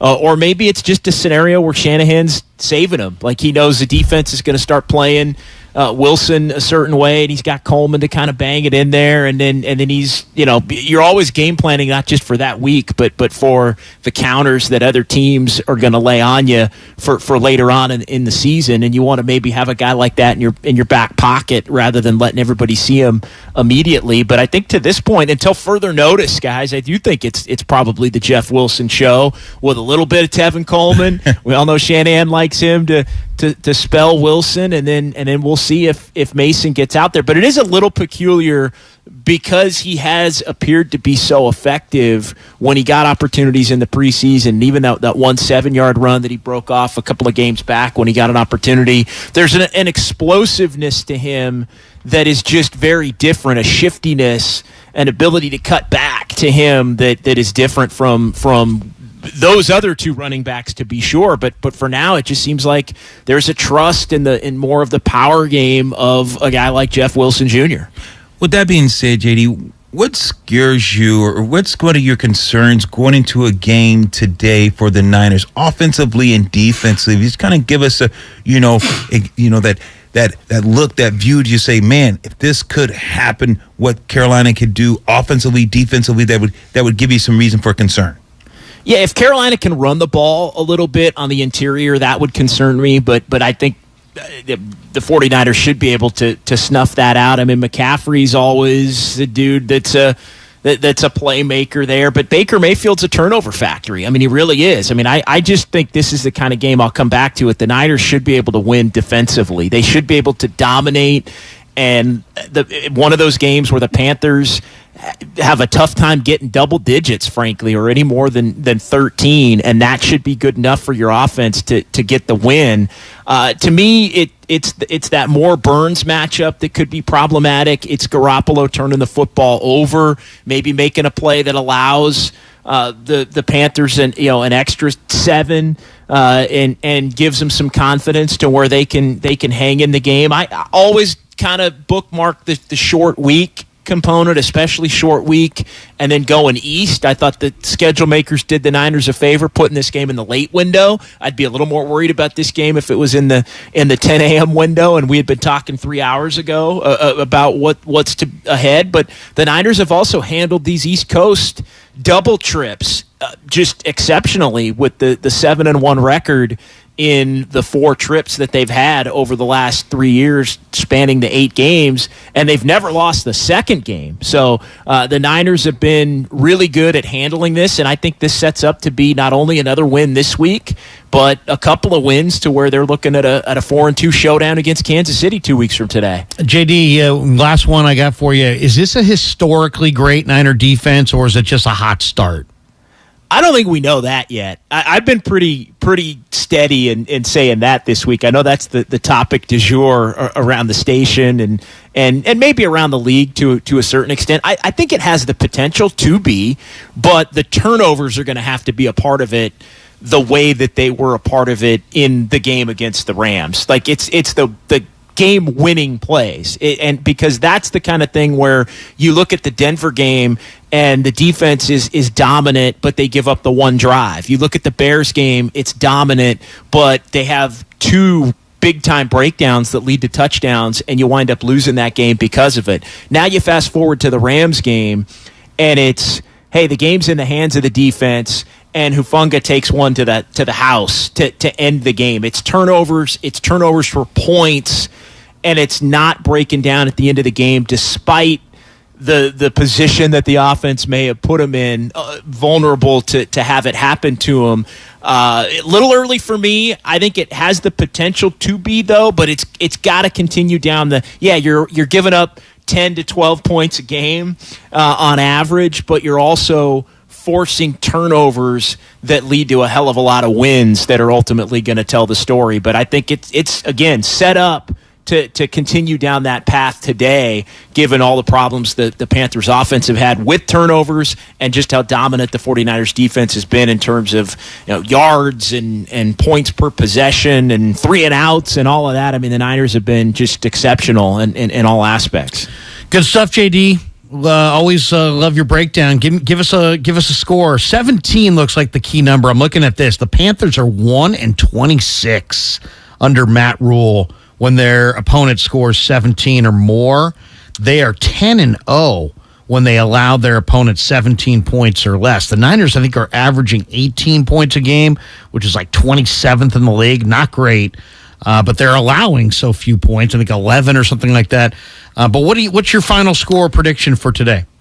Yeah, I got the Niners winning this one 23-6. So I think they get maybe 23-13. Panthers sneak in a late touchdown to make it 23-13. But I think this game hangs in the 14-3, 17-6 range, and then the Niners maybe add one on late. Or get a couple of field goals to pad the lead out. I think, Niners 20. I'm going to say 23-6 Niners in complete control, and it gets ugly in Charlotte. 23-6. JD's good. JD's going blowout here. I love JD. JD's pretty good at that, though. He's pretty good at this guessing game. But they got the defense, like JD's alluding to. JD, I'm with you, man. That defense is going to play big today. They have to, and hopefully, offenses continue to show some consistency. You guys got me to flip my pick. I was on Denver all week a couple of weeks ago, and then talking to you guys from Denver, I flipped that pick. But you guys know I was worried. I even texted Larry after. I'm like, I don't love this game for the Niners, and wound up being bad. But no, I think they'll be in control of this one today. JD, enjoy week 5 on the couch. Enjoy the couch experience, and we'll talk to you, I'm sure, this week. Yeah, sounds good. John Dickinson checking in, giving us his thoughts on Niners-Panthers, which kicks off at 1:05. So we got a little bit over a half hour to go. Let's run down some scores. There are 8 games going on inside the morning window here. I sound like the guy from... I love it. I love it, though. Don't stop. My kid will say to me, Dad, it's almost the witching hour. It's the witching hour. All right, so the Bills are destroying the Steelers in Buffalo. It's 31-3 Bills, a game that O'Neal has. How about this one? Browns-Chargers. The Chargers are just constantly proving that they're not... I took the over. It's 49. You're winning then, because it's 28-27. 28-27. So would you say 49? Yeah, you're good. I'm good. You're good there. So 28-27 Browns, end of the third quarter. So still a quarter to play there. How about this little revelation? The Vikings got up big on the Bears. I think it was 21-3, maybe 21-10.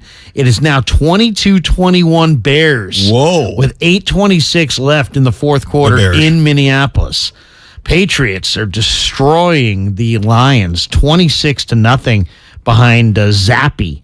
Bailey's playing, baby. Dude, Bailey Zappi, 16 of 19, 165 yards and a touchdown. Very efficient. Ramondre Stevenson has busted 100 yards on the ground, and the Patriots look like they're going to get their second win of the year. They're at home. They're up 26-0. Saints up 24-19 on the Seahawks. Interesting game there. Geno Smith is 11 of 18 or 11 of 19, 188 yards, 2 touchdowns in that one. DK Metcalf has scored. Dolphins, Jets. And this is another one, Lo, we were watching earlier. Jets were up big on the Dolphins. Yeah. It's now 19-17 Jets over the Dolphins with about the fourth quarter just underway. Raheem Mostert having a big day for the Dolphins. 17 carries, 118 yards, and a touchdown. Zach Wilson's 11 of 18 for 165. One of those receptions was a 78-yard pitch and catch to Breece Hall. So the Dolphins, though, are coming back, and they've got the ball early fourth quarter down 19-17. Bucks up 21-0, 21-6 now. Looks like on the Atlanta Falcons. Tom Brady has thrown for over 300 yards and a touchdown in that one. Leonard Fournette has 10 catches for 83 yards and a touchdown. End of the third quarter in Maryland, and the Commanders losing to the Titans. That's 21-17. Derrick Henry has scored twice on the ground for Tennessee. Carson Wentz has thrown for a couple touchdowns. Tennessee up 21-17.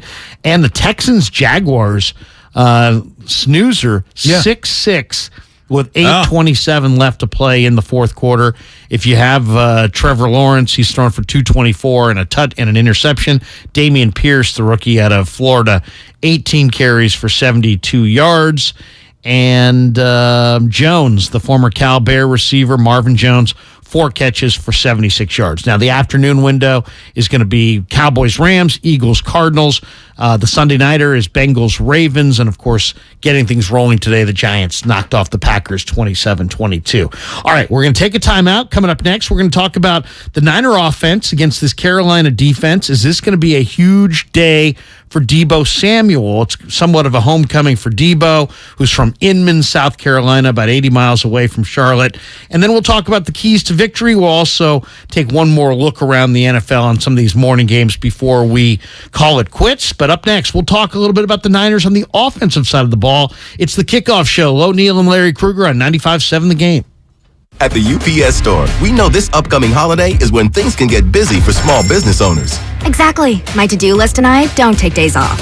That's why you can count on us to be open and ready to help with every small business need, whether it's packing and shipping or if it's just to check your mailbox. That's almost everything on my to-do list. My list and I can take the day off. Your local, the everything to help you be unstoppable store. The UPS Store. Be unstoppable. The UPS Store locations are independently owned. Product, services, pricing, and hours may vary. See Center for details. This is your time to cash in at Cash Creek Casino Resort. To rock and to roll. Over the hills and bluffs. Go all out or go all in. With 4 stars and rising stars. Now we do more than ever, so you can do as much or as little as you want. It's your time to cash in at Cash Creek Casino Resort. Are you curious about who offers the best deals on top-rated Samsung, LG, and Sony TVs? The answer is surprising. It's not online, and it's not the warehouse clubs. The best deals on top-rated TVs are at Video Only. Don't believe it? Then check out the trade-in deals at Video Only. How about $500 for your old TV? Try doing that online. Before you buy that new TV, drop into Video Only. If you don't, you'll be sorry. This football season, adopt a new tradition that's sure to turn fans into family. The Jim Beam Highball. That's beam and soda over ice with a lemon slice. Share one at the stadium or make one at home. Kentucky Straight Bourbon Whiskey, 40% alcohol by volume. Copyright 2022, James B. Beam Distilling Company, Claremont, Kentucky. Drink smart. At Harris Ranch, we do beef, just like we've done for over 50 years. Beef that's raised locally right here in California. The flavor you crave, the quality you trust time after delicious time. Harris Ranch, we do beef. It's the bottom of the ninth, the game's on the line, and your small business needs a loan fast. What's your move? Go to OnDeck.com, America's largest online small business lender. With OnDeck, you can apply in minutes, and if approved, get your funds as soon as the same day. Go to OnDeck.com. Your loan is on deck. Depending on certain loan attributes, your business loan may be issued by OnDeck or Celtic Bank, a Utah Chartered Industrial Bank member FDIC. Limited eligibility for same-day funding. OnDeck does not lend in every state. All loans subject to lender approval.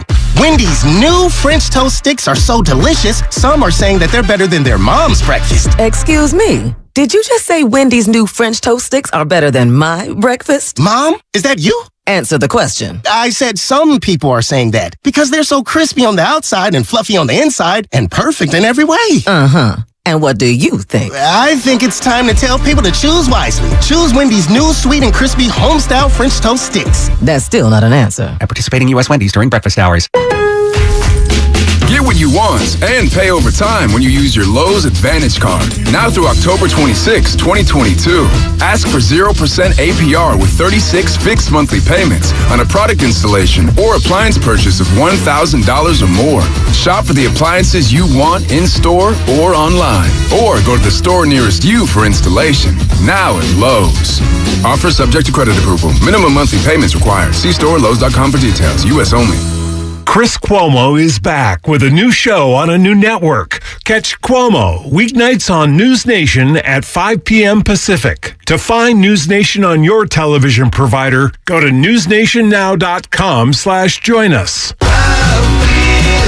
The greatest story ever told will be coming to an end. Dead & Company, the final tour, hits Oracle Park July 14th and 15th. And 95.7 The Game has your tickets. For your shot to win, get to 957thegame.com/contest. Dr. Trudy Fleer here with the 5G Home Recovery Podcast. Let's discuss a very real existential threat to internet speed. It's a big one. Ready? T-Mobile Home Internet. It lags. Ugh. Now, what is lag? Lag is a delay in data being transmitted across the internet. For example, you're hitting that hot drop, the parachute cuts out, you've got an unsuspecting bot in your sights, and lag! You were actually eliminated 10 seconds ago. Nobody deserves that. So stop letting T-Mobile Home Internet ruin everything and switch to Xfinity. Learn more at xfinity.com/TMOFacts. Get an amazing value on Xfinity Internet with unlimited data included. Switch for $55 a month for 2 full years with no annual contract required and no equipment fees for 24 months.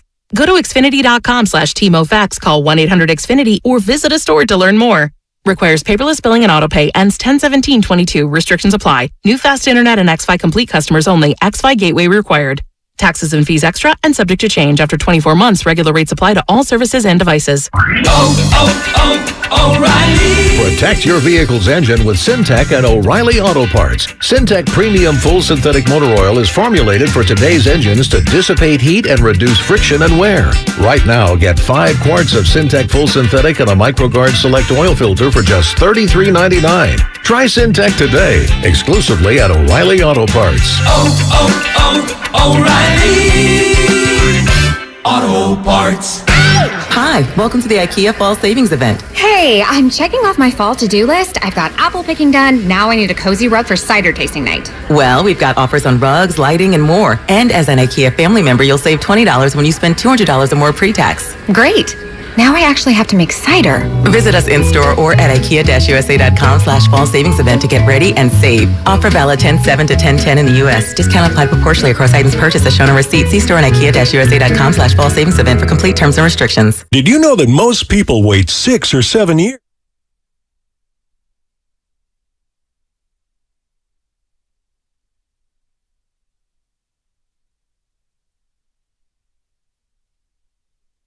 Now back to the Kickoff Show with Larry Krueger and Lorenzo Neal on 95.7 The Game. Sponsored by Jim Beam Bourbon Whiskey. Taste the world's #1 bourbon. And by Harris Ranch Beef. Legendary beef, legendary quality. Well, we keep things rolling on the Kickoff Show. Hope everybody's having a phenomenal Sunday as we get you ready for a Week 5 tilt in Charlotte between the 49ers and the Carolina Panthers. We're brought to you by Jim Beam and Harris Ranch Beef. Larry Krueger and Lo Neal, and we're streaming on YouTube and Twitch, and of course you're catching us on 95.7 The Game. I'm sitting here with the 16-year vet, the All-Pro fullback, and I was just telling Lo at the commercial break, Lo's got some serious guns going right now, man. Seriously, you can throw around those weights. Hey, Larry, I'm trying to keep up with you, man. You know, they're still there. I got to keep working them, Larry. I'm getting ready to get serious. This New Year resolution, I'm I'm going to turn back the clock. I'm going to try to be Ted sexy. Kaczewski over there, man. Lowe still benches 4 plates or no 4 bills. That's 4 plates. That's 4 plates. Yeah, 4 is 4 or 5. So man, if I was just saying, I'm a 2 plate guy at most. I mean, I used to be able to push around 275. It's a good lift though, Larry. That's good. 275 is good. But I ain't doing 275 anymore. I'm doing 2 1/4 now. 2 1/4 is good. So what I do is I get in the gym and I'll do 145 for 50 reps. Then I'll go 185. I'll do 25. Then I'll go 205, get 25 in. Then I'll go 225. I'll try to do it. You'll go 25 reps at 205? Oh, yeah. I mean, on my best day, I could do 225 41 times. 41, 42. What did you do at the combine? You know what I did at the combines? Only did 29, but I wrestled the night before. That had to be the record for the running backs that year. No, but then I went within Kansas City came out and trained me. I did another one, and I did it 38 times. I wrestled against Oklahoma on a Friday. I flew on a plane. So then I was trying to get to the airport to go fly out to go to the combines. My wrestling coach wanted me to wrestle. I freaking go to overtime. I win. They have to carry me off the mat. I freaking have my clothes in the car. My wrestling coach, so I did both sports like a stupid idiot. I freaking get to the airport. The plane's delayed. So I take a red eye out, have to travel all night to get to the combines. Freaking get to the room, check in, freaking right to physicals and all this stuff. No sleep.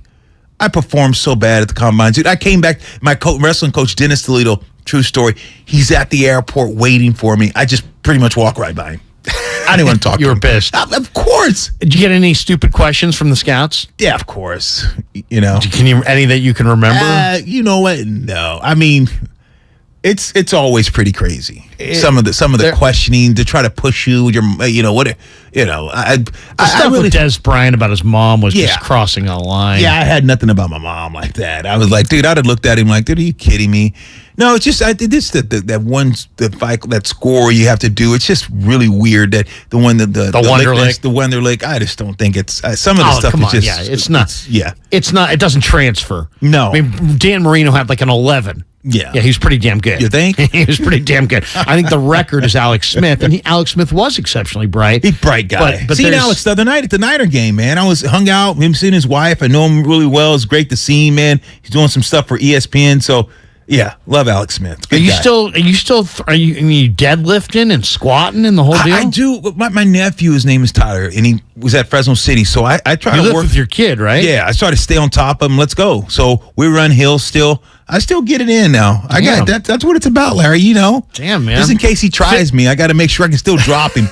Fitness for life. Fitness for life. Fit for life. You know, they always say the baddest man in an NFL locker room is the 2-gap tackle because you know you win bar fights from the elbow to the fingertips. Those guys can just. Oh yeah. The whole job of being a 2-gap tackle is to engage that offensive lineman, read your block, read where the running back is, throw him away. And go get the running back. That's like those are your barroom brawl muscles, no question, right? I mean, no question. You show me a D tackle, if Bryant Young's talking trash, you might just want to take it. You know what I mean? Right. No question. He'll ragdoll you. And that's what I put a lot of my stock in was wrestling. To be able to wrestle, you read, Chuck Liddell. I always loved the wrestling background. Always loved it. It was leverage. It's leverage. There wasn't a guy that I believed that I couldn't take down. Yeah. And there was no football player in the NFL. If you say when I was in my prime, I don't think there was a football player in the league can handle me. Well, because and I was also All-American. I was the guy. I'm like, dude. And it's also football's about playing the game on your feet. Leverage, yes. And you got to be on your feet, too, right? Whether you're offense or defense, and wrestlers can stay on their feet. All right, let's talk a little bit about some keys to victory today for the 49ers. First of all, the Carolina Panthers inactive list is out as well. And Rashard Higgins and Laviska Shenault are on there. So expect a heavy dose of Robbie Anderson, DJ Moore. You're also going to see Terrace Marshall, the young wide receiver from LSU. Hasn't quite gotten his career on track yet. And then on the other side, their leading tackler, Frankie Louvu, the middle backer, who was so strong last week against Arizona, he's inactive, as is Xavier Woods. So, that's going to be interesting to see, if Damian Wilson or Sam Franklin or Sean Chandler or one of these backup safeties, who's going to be the conflict defender that Kyle Shanahan picks on in pass coverage today. I think that's going to be interesting. I think it's also going to be interesting to see, is Carolina going to put J.C. Horn, who mans that right cornerback spot, they're going to put him on Debo all day and follow him from side to side? Are they going to keep J.C. Horn at right corner and just kind of take their chances? That will be kind of interesting to see. This is a big game for Debo, by the way. He grew up 80 miles east of Charlotte in Inman, South Carolina. Debo was a monster against the Rams last week. What are you expecting? Give me some keys to victory on either side of the ball. Well, I think big offensively, you got to show, like you said, getting that continuity going again. It's not necessarily be a ground and pound. That identity's gone. I think it's got to be, like you said, show me some game flow, show me some consistency, some rhythm. I think that's what I want to see. I want to see how quick this offense can get in rhythm, run, pass, mixing up, screen, draw, just that rhythm where they're moving the ball collectively down the field. Want to see that. I don't see this offensive line continue to get better, because you don't have the same offensive line. A lot of guys are injured, guys in and out of lineup, but the way that they played against the Rams, they held their own. I want to see if they can be consistent on the road against a dangerous Carolina team, a team that's going to try anything. So I think offensive line play is going to be big. And I think being able to run the ball, being able to stay with the rhythm, and just winning on first and second down. Stay ahead of the sticks. I thought they did a massive job, Shanahan, last week, Larry, against the Rams, getting in third and manageable. They were in a lot of third and manageable, so they were able to keep sustained drives, keep the clock moving. And so that's going to be big for me offensively. To me, offensively, run the ball. Run the ball. Jeff Wilson, Deebo Samuel, Jordan Mason, maybe even a little Tevin Coleman. Run the ball. Run the ball. Take care of the football. Yeah. That's the other one. Take care of the football. The second half offense hasn't been there, but I think it's too small of a sample size to really draw any real conclusions about what the Niners aren't doing offensively in the second half. I just think it's kind of a small sample size. But to me, it's take care of the football. It's keep Jimmy in a rhythm. Get the ball out fast. Acknowledge that you have Jalen Moore against Brian Burns, and acknowledge the fact that Burns is going to probably beat Jalen Moore. I think an interesting aspect of last week's game is, Spencer Burford was getting taken to the woodshed in the first half by Aaron Donald. I don't know how much you rolled that tape back and forth. Yeah. Donald beat him one time low with quickness, just pure quickness out of his stance. Another time, Burford came out of his stance, is absolutely staring Donald down, and he whiffed. Blink and he's gone. Well, no, he combo blocked Brendel's guy and let Donald have a free run at Jimmy Garoppolo. It was Garoppolo's only incompletion in his first 7 or 8 passes. So that's a mental breakdown by Burford. Right. And they pulled Burford off the field. They brought in Daniel Brunskill. I wanted to ask you about this because to me this is interesting. They're going with the kids. Banks is playing outstanding ball at left guard. Burford also has his highlights at right guard, but he's had some moments. Inconsistency. And a lot of it, he just, mental breakdown. Mental breakdowns. Laps here, laps there. Yeah. When you jumped into the league out of Fresno, was there a veteran fullback that you shared time with? Because I like what the Niners are doing. They're going with Banks, they're going with Burford, they're starting those guys, and they're continuing to start them. But if they have rough spots in the middle of the game, here comes Brunskill for a series or two. Slow the treadmill down for the rookie mentally and physically. Let him watch a series, maybe 2.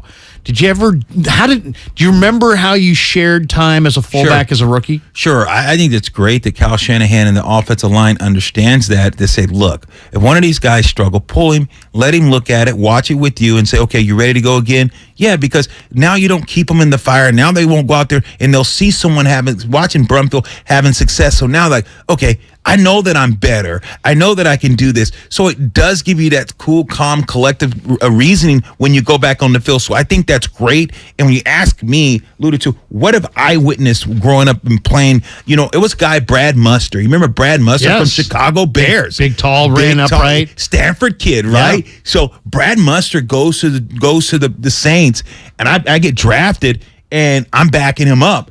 He was a good guy. That was a good leader. That was a good person for me because a lot of guys don't want to help, don't want to show you what to do. He was absolutely a brilliant, smart guy, Stanford kid, showing me how to line up, knowing where to go, telling me the different nuances of the offense. So I had a really, really, really good teacher in Brad Muster who knew that I was good, and took me under his wing and wasn't one of those guys that like, I'm not going to help you because I know you're going to take my spot. Yeah. But Brad Muster was friggin' phenomenal. Great mentor for me. And did they occasionally take you off the field and throw Muster out there? And absolutely. what did it do for you to be able to watch some reps from a veteran who's a pretty heady veteran? You guys were different kind of players. He ran upright. Right. He was a halfback at Stanford. But you ran with great leverage, more of a clear you out blocker. Yeah. But I mean, different players. But did it benefit you to watch? It did, because he was just trying to teach me the patience and nuance of the game. He said, Lorenzo, you're stronger than me and all these different things, but here's what I do. So he showed me how he's positioned himself.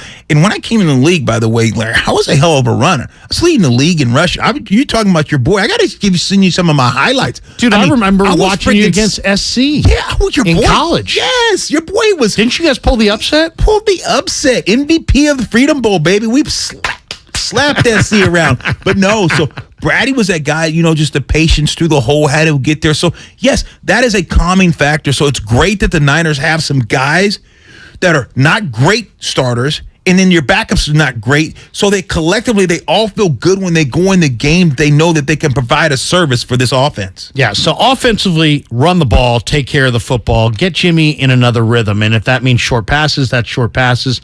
I'd love to see Kittle touch the ball early as a receiver, just to. Me too. He hasn't really gotten it going. I'd like to see Ayuk kind of run. I wouldn't mind seeing Ayuk on some of the same stuff that they use for Debo. I'd like to see Ayuk touch the ball. Now let's flip the card and talk about the defense.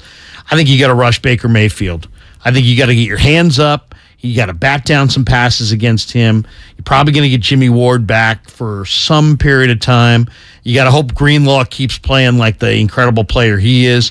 I think you got to take good angles on McCaffrey, especially in the screen game. Yeah. You can't let a screen pass to McCaffrey go for 80 yards and change field position.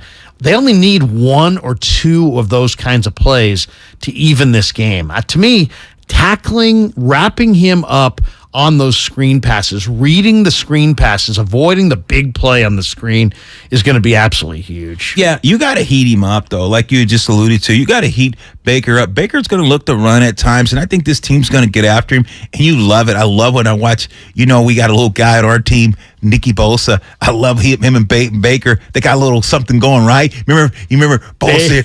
Baker. Exactly. And he wabs the flag, and he emulates what Baker did to him. So it's great. So he's going to be after him. These two guys don't necessarily, it's good, though, that they don't necessarily like each other in that aspect on the field. So I want to see this defense heat him up, get after him, make this team one-dimensional. You don't want McCaffrey on the road. You don't want McCaffrey playing high at home. You want to make sure, kind of nullify him. Take that guy and say, look, we got to put an X on him, and let's X him out of the game. Let's not make this guy a threat. And then let someone else try to beat you. So I want to see the defense get after you, hit Baker, keep him in the pocket, because at times he can hurt you a little bit with his legs. So I want to see him keep in the pocket, knock down some balls, and get him but some coverages. I want to see some 4, some 8. I think he's going to throw 2 interceptions. Right now, I'd go out, Larry. I think that this defense can get 2 turnovers, 2 interceptions. No, I agree. Forced turnovers. Carolina will turn it over. The interesting thing about the Carolina defense, they only have 6 sacks. Burns has 3 of the 6 himself, and obviously we already talked about Burns against Jalen Moore. And if you got to give Jalen Moore a breather from time to time, then do that. Moore, it's Burns who might be their best defensive player against your third-string left tackle. And so that's going to be a key matchup. And then I would say on special teams, Ray McLeod got to hold on to the ball. He had 6 fumbles last year with the Steelers, fumbled last week. He's got to take care of the football. And then expect the fake punt, expect the fake field goal, expect the onside kick.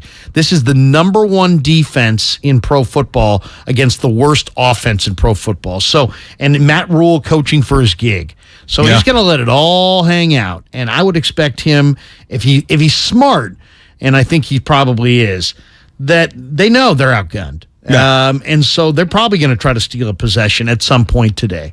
And does that mean it's a fake punt? Look for it. That means it's a fake field goal? Look for it. Look for the onside kick. To me, I would say there's a very good chance that Carolina tries to steal a possession.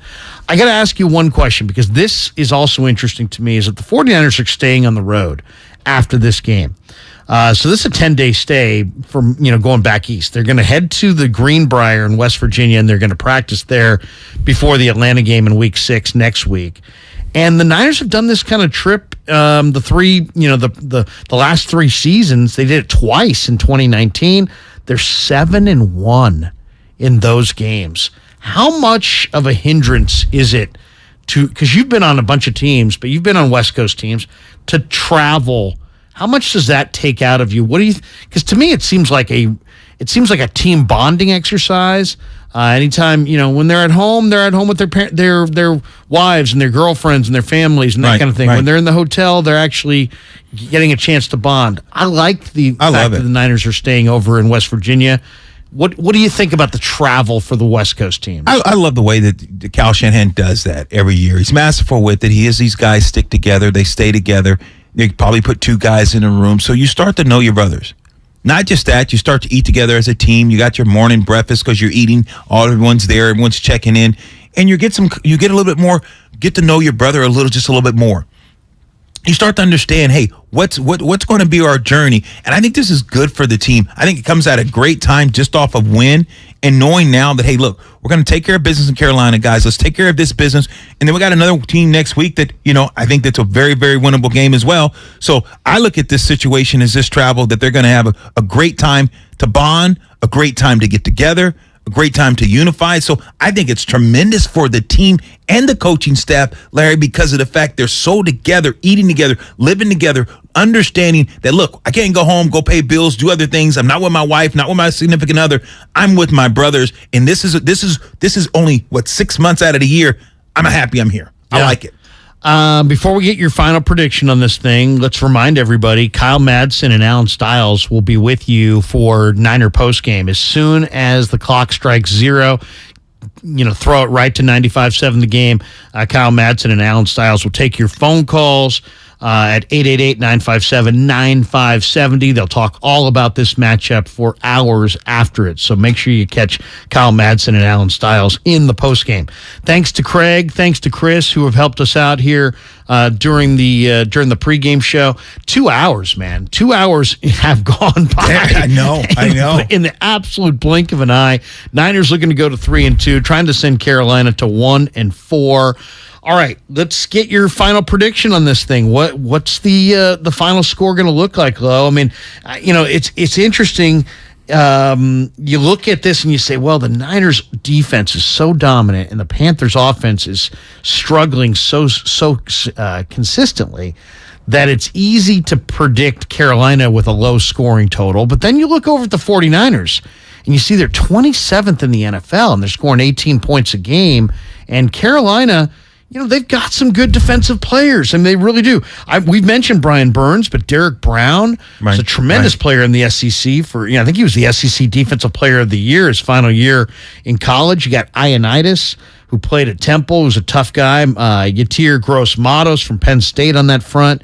You got Shaq Thompson. You got J.C. Horn, who was a number 1 pick.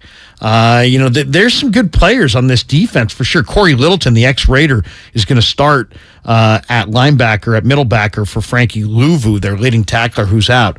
Give me your final prediction on this thing. What's the final score going to look like? What's the game going to look like? See, I look at the Carolina Panthers, and I think offensively they're capable of scoring 10 at the max against the defense.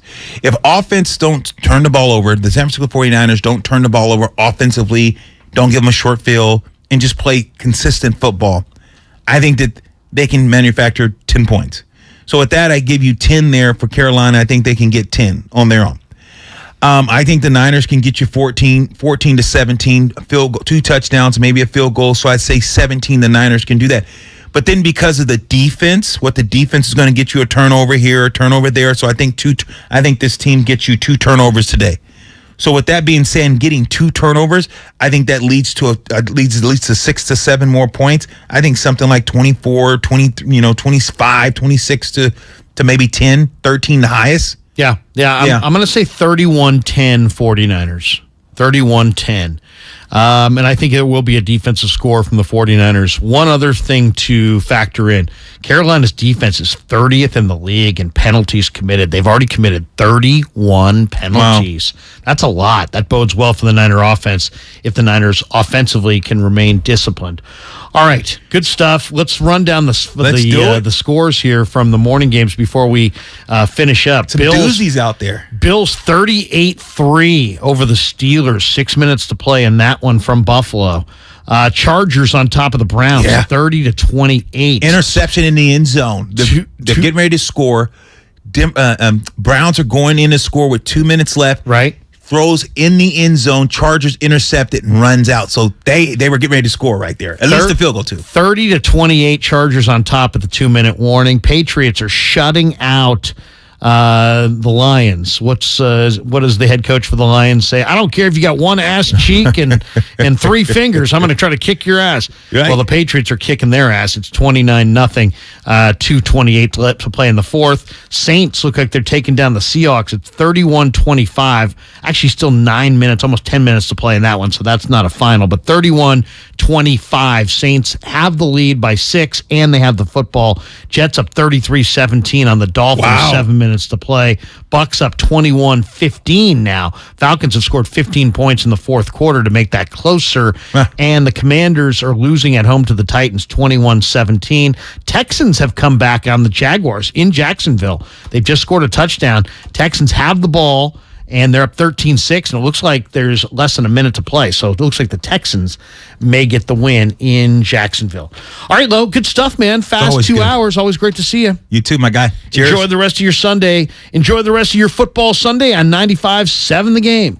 If you own a business, this has been a bumpy ride. From pandemic to inflation, I'm sure you could use a break. If your business has 5 or more employees and survived COVID, you may be eligible to receive a payroll tax refund of up to $26,000 per employee. The challenge is getting your hands on it. Hi, I'm Howard Mackler, and that's why I founded Getrefunds.com to cut through the red tape and get you the money. The team of tax attorneys we have put together are highly trained in this little-known payroll tax refund program. We do all the work, charge not a dime up front, and simply share a percentage of the cash that we get for you. Businesses of all types can qualify, including those that took PPP, nonprofits, and even those that had increases in sales. We have helped return over $1 billion to businesses, and we can help you too. Just go to getrefunds.com, click on Qualify Me, and answer a few questions. This payroll tax refund is only available for a limited period of time. Don't lose out on up to $26,000 per employee. Go to getrefunds.com. That's getrefunds.com. The greatest story ever told will be coming to an end. Dead & Company, the final tour, hits Oracle Park July 14th and 15th. And 95.7 The Game has your tickets. For your shot to win, get to 957thegame.com/contest. We're all on this planet together, so join Odyssey and find your one thing. After Halloween, your used jack-o'-lantern and other gourds are great additions to any compost pile. Join Odyssey, and together, each of us doing one thing makes a greener tomorrow. What's your one thing? Is there a calculator that can't compute in your kitchen drawer? Recycle it at Staples. A shredder that won't shred under your bed? Or a collection of cables cluttering up your closet? Recycle them now at Staples. With Staples Free Tech Take-Back, we'll recycle your old tech free. Plus, rewards members get $5 back in rewards. So if you have modems, mice, and mobile phones making a mess of your home, recycle them now at Staples. Limit 1 reward per month. Redeemable in-store only. Exclusions apply. Visit staples.com/recycling for details. At the UPS Store, we know this upcoming holiday is when things can get busy for small business owners. Exactly. My to-do list and I don't take days off.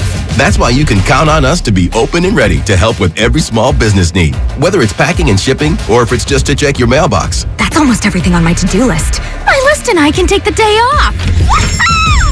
Your local, the everything to help you be unstoppable store. The UPS Store.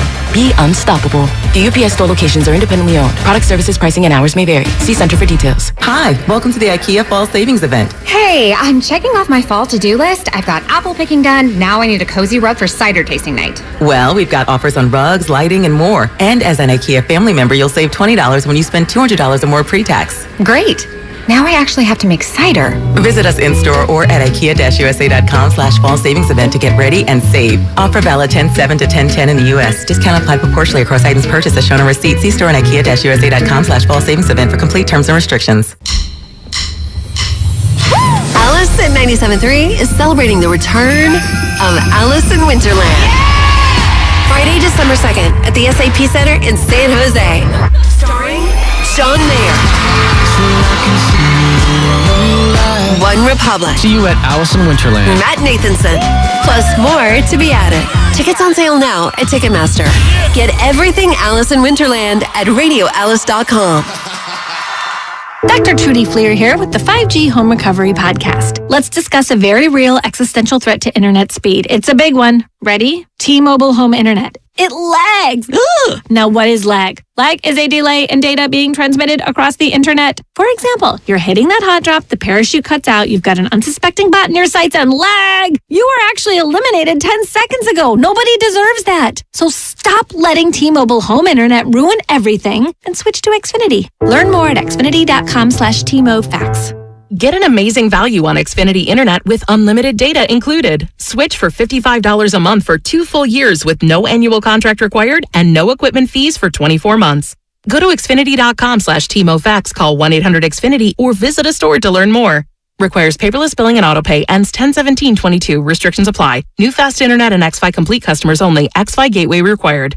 Taxes and fees extra and subject to change. After 24 months, regular rates apply to all services and devices. You're listening to 95.7 The Game, KGMC-FM at HD1 San Francisco. Always live on the free Odyssey app. Taysom is going to throw it across the middle, and that is going to be a touchdown to Adam Troutman. Taysom to Troutman for the touchdown. Saints Radio Network on the call with less than 8 minutes to go in the game. The Saints are up 31-25 on the Seahawks. Taysom Hill did not only throw a touchdown, he's also rushed for 2 touchdowns in the game so far. The Jets have extended their lead against the Dolphins, scoring 21 points in the fourth quarter alone. They are up 40-17 with less than 5 minutes to go in the game. The Falcons weren't on the scoreboard until the fourth quarter, and they're making a bit of a comeback. They are still down to the Buccaneers. Score is 21-15, 3 minutes to go in the game. We also got the Bills, who have just dominated the Steelers the entire game, up 38-3, 4 minutes to go in that game. I'm Monsi Bolaños. This is Fox Sports Red Zone Radio. Come on, man, wake up! The plays. An amazing touchdown catch! The hits.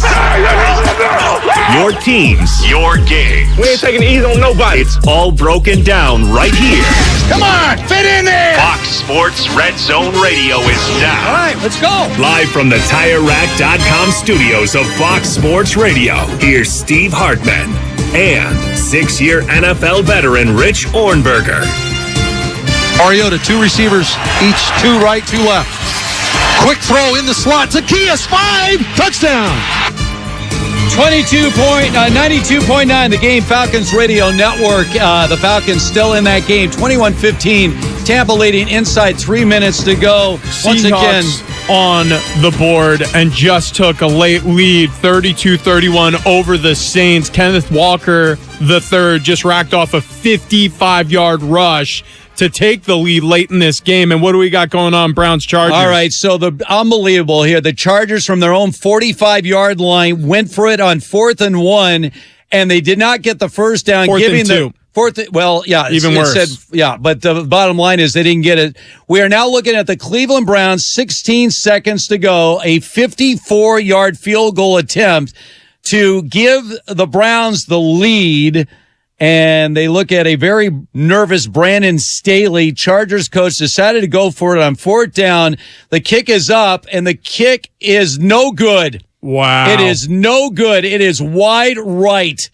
And the Chargers will survive with a 30-28 victory over the Browns. So they went for it, and from their own side of the field, giving the possibility of what we just saw. But unfortunately for the Browns, they just couldn't get any. They had plenty of time to get some yards. They only got 10 yards on the play and now missed the 54-yard field goal attempt. So the Chargers will survive, and they will beat the Browns 30-28. All right, so once again, we're broadcasting live from the TireRack.com studios. TireRack.com will help get you there. An unmatched selection, fast free shipping, free road hazard protection, over 10,000 recommended installers. TireRack.com, the way tire buying should be. All right, let's take a look. Either way, post-game with a win, Brandon Staley's got a lot of questions to answer after that.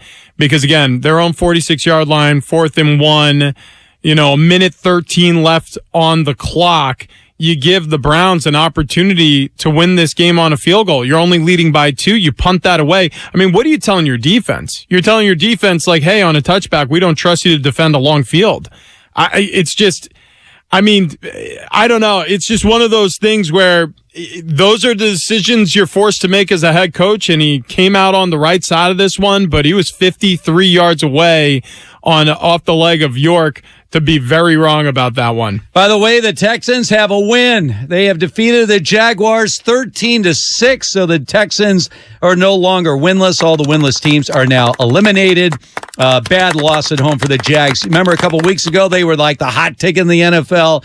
They blew that lead last week to the Eagles, now lose at home to the previously winless Texans. And the Patriots shut out the Lions 29-0.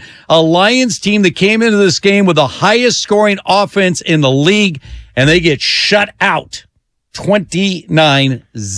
Look, it's the Belichick effect, right? I mean, as bad as it looks in a lot of situations historically for the Patriots, they just find a way to win, and they do so hosting the Detroit Lions. And the story of the day for me is Bailey Zappi looks eerily like their 15th overall pick, Mac Jones. Same guy.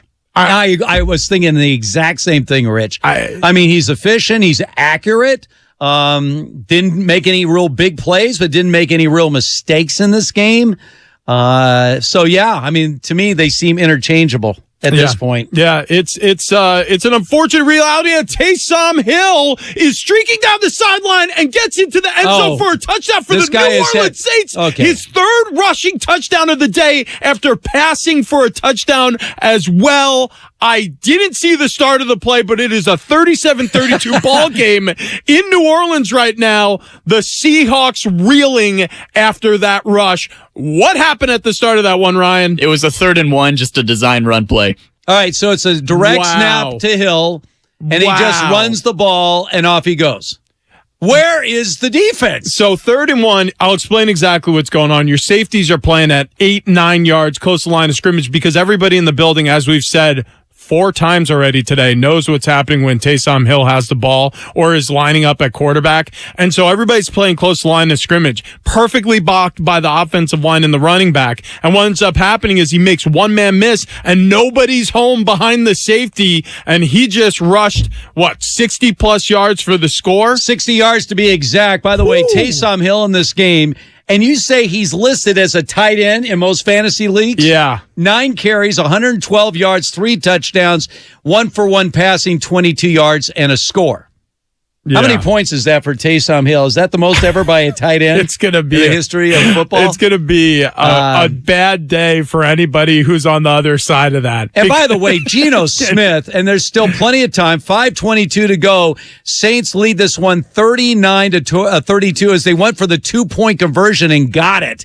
So it's now 39-32. Saints lead the Seahawks. Geno Smith has had an unbelievable day. 16-25, 268 yards, 3 touchdowns, no picks in this game, but it's the Saints leading this one 39-32. Meanwhile, we got the Commanders right now. What's going on? 21-17, Titans leading over the Washington Commanders, but the Commanders have a 1st and goal from the 1-yard line against the Titans here with 19 seconds left to play. Titans just called the timeout. And meanwhile, 21-15 in Tampa Bay, the Buccaneers kneeling on the football for a final time. And the Falcons, after a valiant effort in the second half to get into this ball game, failed to get close enough to compete. They dropped to 2-3 on the season. The Buccaneers advanced to 3-2 on the year. That's okay. The Falcons covered. It was a 10-point spread in that game. 21-0 lead for the Buccaneers going in that 4th quarter, and the Falcons get inside the point spread, lose that one 21-15. Remember we had that 19-17 Jets leading the Dolphins? How about 40-17 Jets over the Dolphins now?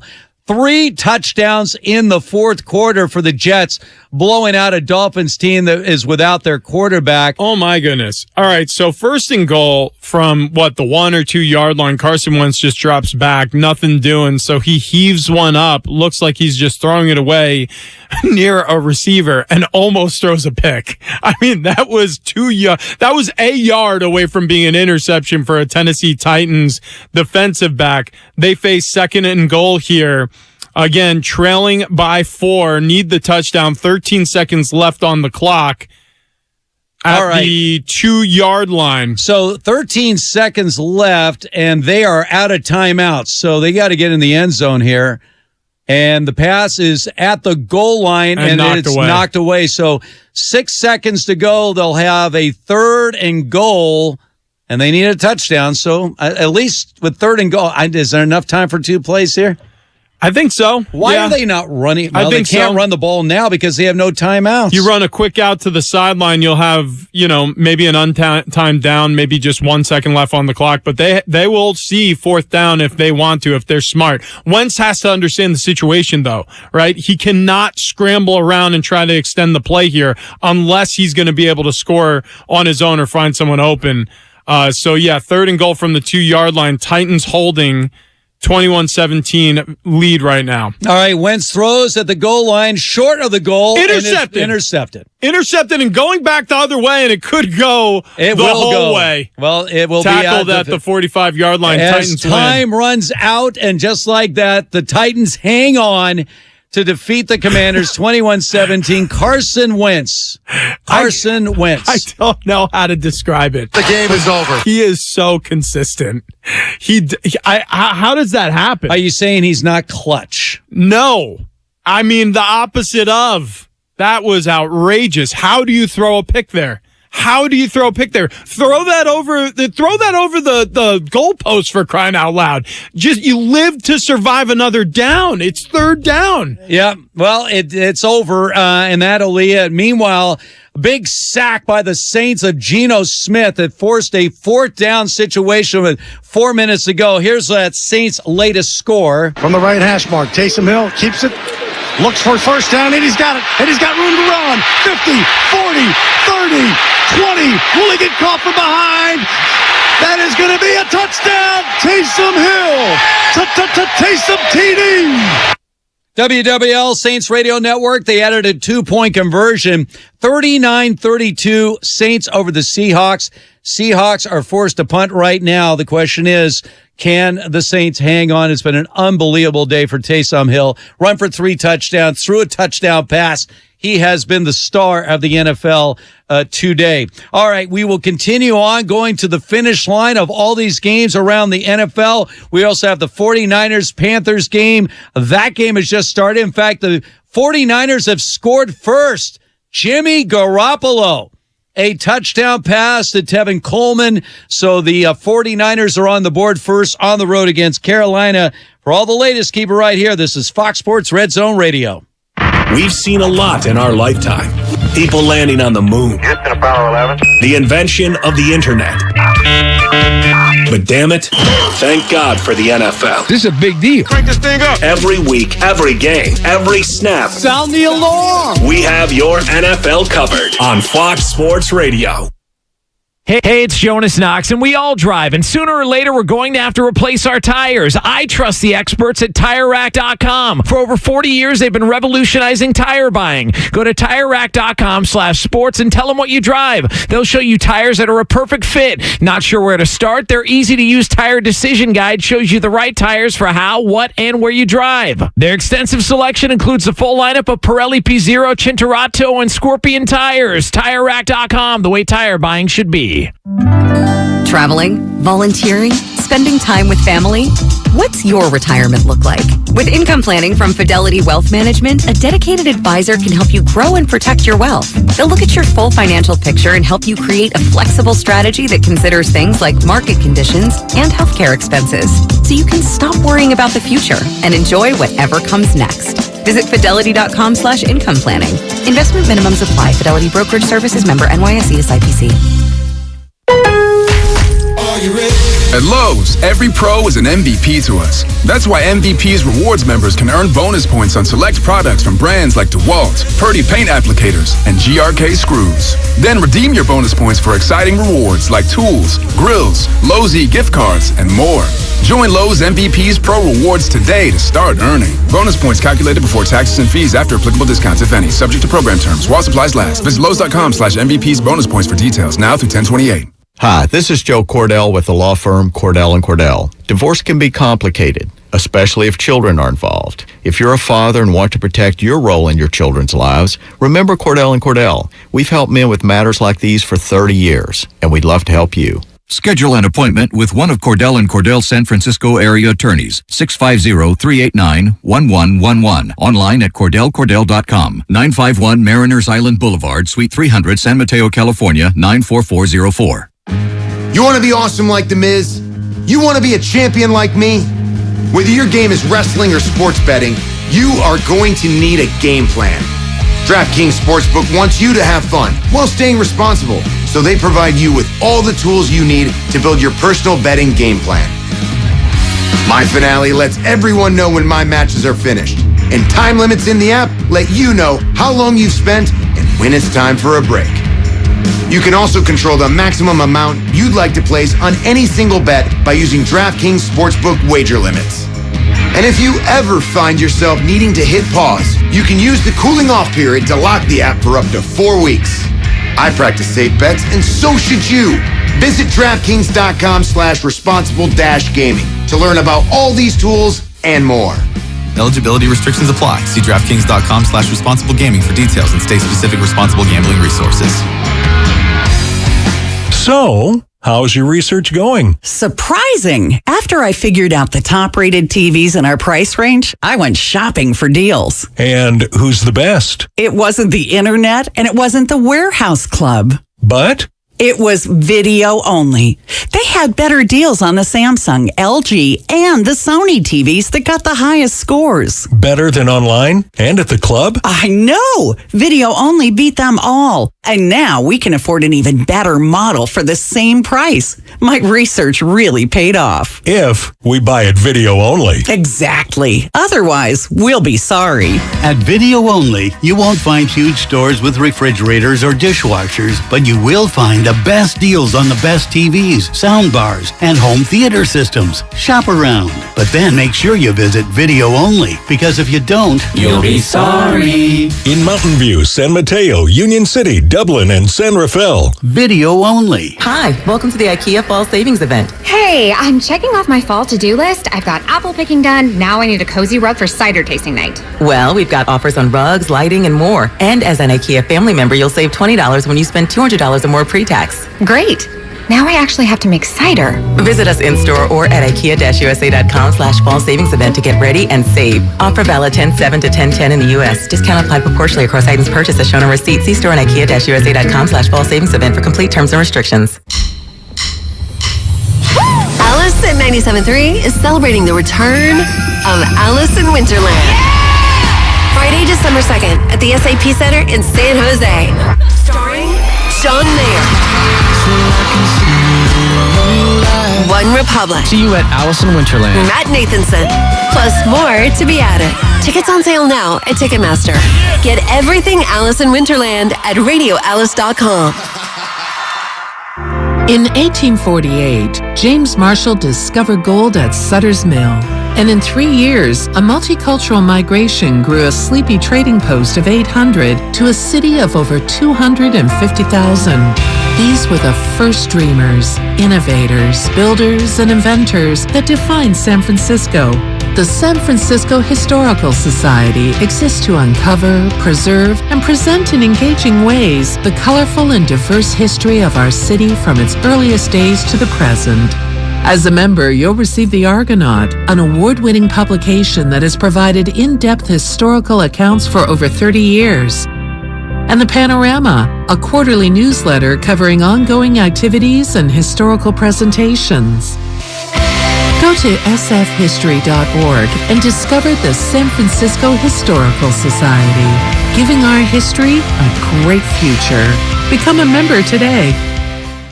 It's Thursday night, and you're grabbing drinks with some friends. Started off with a pitcher for the table, which quickly becomes 2. There's pool. And there's the photo booth. All right, everybody squeeze in. Say cheese! Followed naturally by an order of wings. And another. Can we get some extra ranch sauce?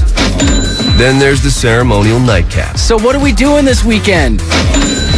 And lastly, it's back to the car, which, if you're buzzed, 680 to 90, 10-4.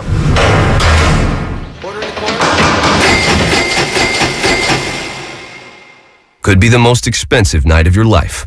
Getting pulled over for buzzed driving could cost you around $10,000 in fines, legal fees, and increased insurance rates.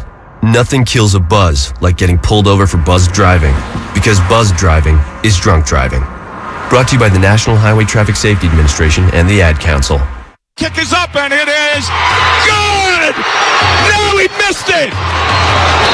It looked good, and then it veered right. No good. Now, back live to the studios of Fox Sports Radio. This is Fox Red Zone Radio. Yeah, that was the Browns radio network. How do you call a kick good when it's not? I mean, wow.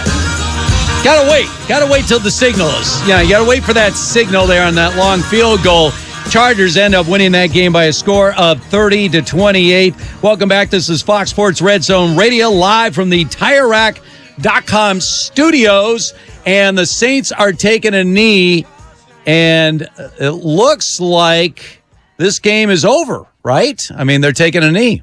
39-32 Saints over the Seahawks. Wildly entertaining game. Taysom Hill, did you see this stat? So Taysom Hill ran for 3 touchdowns today, threw a touchdown pass. Only one other Saint has ever done that. 3 touchdowns rushing, 1 touchdown passing. Let me guess.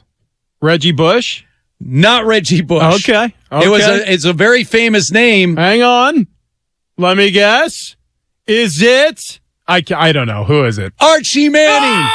Archie Manning, 1977, as the Saints quarterback, ran for 3 touchdowns, threw a touchdown pass. So Archie Manning and Taysom Hill, the only Saints ever to do that. You look at the 2 contemporary Mannings, and you say these guys are basically just statues. Like they can't run out of sight in a week, between Eli and Peyton. Archie Manning was a running quarterback. Oh, he was a big-time athlete. Yeah. Those 2 guys, not nearly the athlete their father was, although the new Manning, Arch Manning, who's breaking all the records right now at the high school level. He's breaking NIL records in Texas already. Yeah. They spent several hundreds of thousands of dollars to make him a Longhorn, so we'll see if it pans out for him. By the way, welcome to the Fox Sports Radio tailgate presented by the Big Green Egg. Nothing beats the flavor of live fire cooking on a Big Green Egg. It's the most versatile grill you ever own, backed by a lifetime warranty. Roll with the best. Shop online for free delivery at BigGreenEgg.com. Lifetime warranty, free home delivery, BigGreenEgg.com. All right, 49ers, they got an early score. Jimmy in the gun, Tevin Coleman in. Jimmy going to throw it out right to Tevin Coleman. Gets a block, takes it to the goal line. He's in. Touchdown! San Francisco. KMBR, 49ers Radio Network, and the 49ers coming off a very impressive Monday night win against the Rams. Going cross-country today, never easy, especially on a short week, but the early 7-0 lead against the Panthers, and Baker Mayfield still in there for the Panthers. How long? How long will he remain at court? I guess they need to get other guys healthy before they can replace him. Yeah. I mean, it is what it is right now, right? You traded for Baker, so you knew he was going to start this season. Then, like you said, you had injuries to your other 2 quarterbacks. So it is what it is until they get healthier at that position. But yeah, Baker has been wildly underwhelming. I'm sure everybody expected better than what we've seen so far. But again, a late trade, brand new offensive system.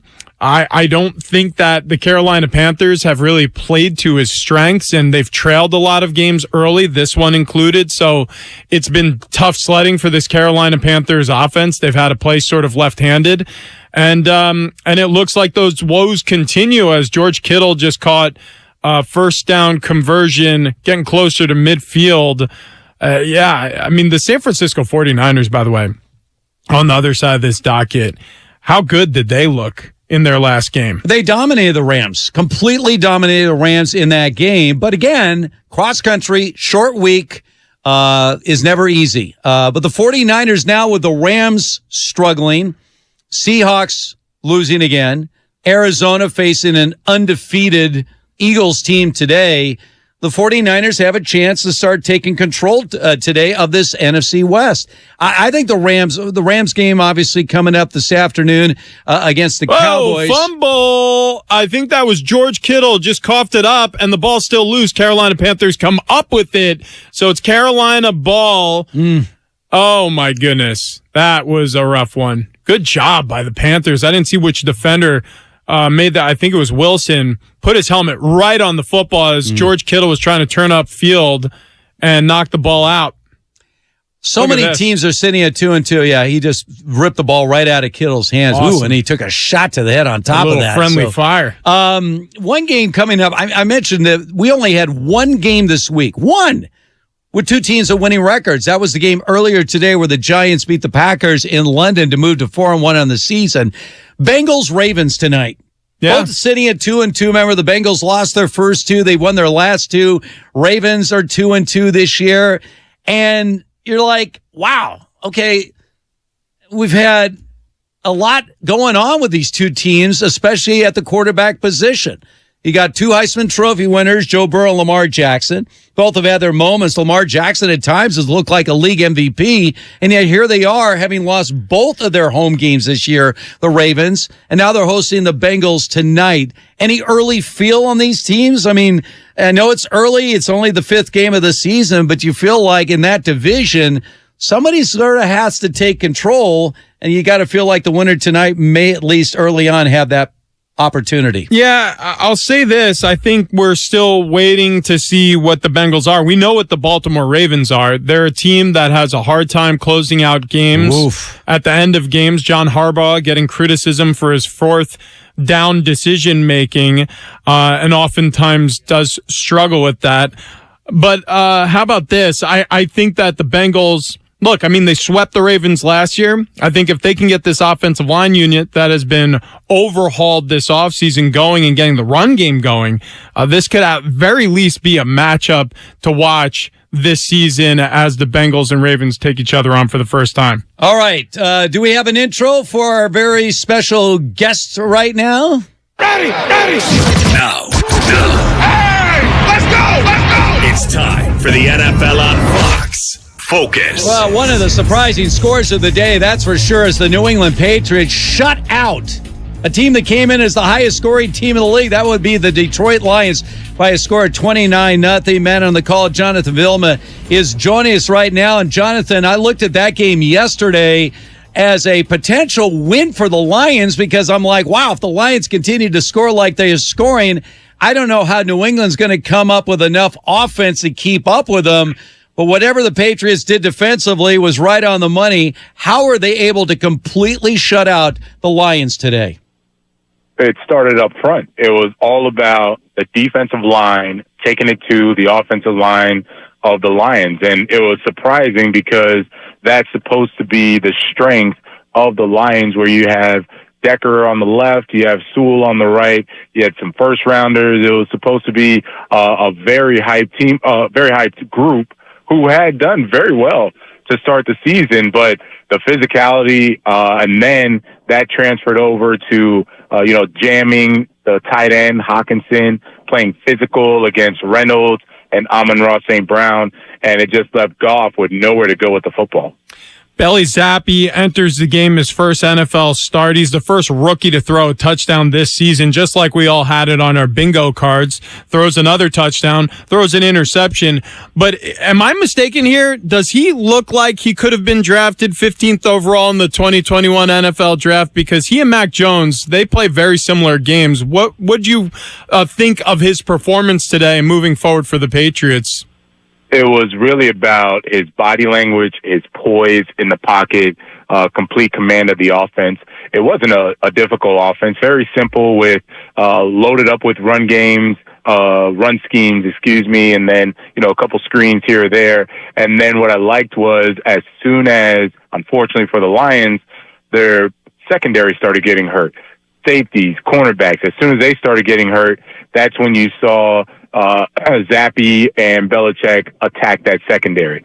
And so it was, I believe they would have been A-okay with a 3-0 victory, run the ball 50 times. Just so happened they took advantage of a depleted secondary of the Lions, starting to gain some chunk yards and then get some touchdowns. Getting back to the Lions playing well this year, but not being able to finish games. Dan Campbell comes into this game at 4-16-1, now 4-17-1. But when you have a lot of close losses like they had earlier, all three of their losses prior to this by 4 points or less, they almost seem like a deflated team. Like suddenly, you're losing those close games, Jonathan, and then you get a blowout loss like this. I mean, what do you got to think about the state of mind of this Lions team sitting at 1-4 right now? Well, here's the reality. No one cares. So whatever they think and they expect anyone to feel sorry for them, they better get over it very quickly, because if you want to go into next week and the week after feeling deflated, then you'll just get blown out again. And that's the reality of the NFL. So they need to figure out how they're going to come together. They're going to execute the game plan, frankly, be more physical when it calls for it, and figure out how to win games. Because if I'm playing, I hope that you come in deflated and wanting someone to feel sorry for you, because I'll blow you out just like the Patriots did today. Yeah, no question about it. A tough loss for Detroit on the road, 29-0 final there over the Lions. The Patriots prevail. Jonathan, awesome stuff. We'll do it again soon. Sounds good. Take care. All right, Jonathan Vilma there. Meanwhile, the Rams just fumbled the ball, and DeMarcus Lawrence just ran it back 19 yards for a touchdown, and just like that, the Cowboys have a 6-0 lead over the Rams. So first drive for the Rams, fumble. Yeah, and it looks like on the extra point, somebody wasn't ready for the snap. Yeah, the snap came back early. The holder got hit with the football, and there was a flag on the play as Maher went diving for it.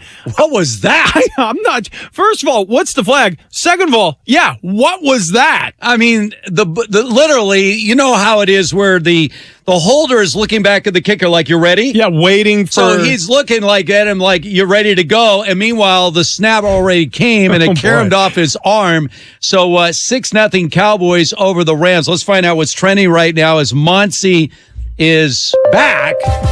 That was crazy.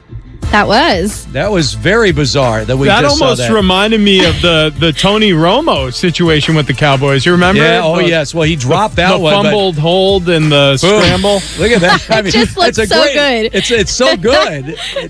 It's like, were you at the game? Were you playing? Yeah. Wow. It was Angerer, their punter, who was looking back at Maher, their kicker, and whoever their short snapper is just fired That away. was sort of like the Alabama-Arkansas game when the snap came to the punter that was about 20 yards to the right of the punter. Yeah. And the punter's saying, like, where's that going? Was that for me?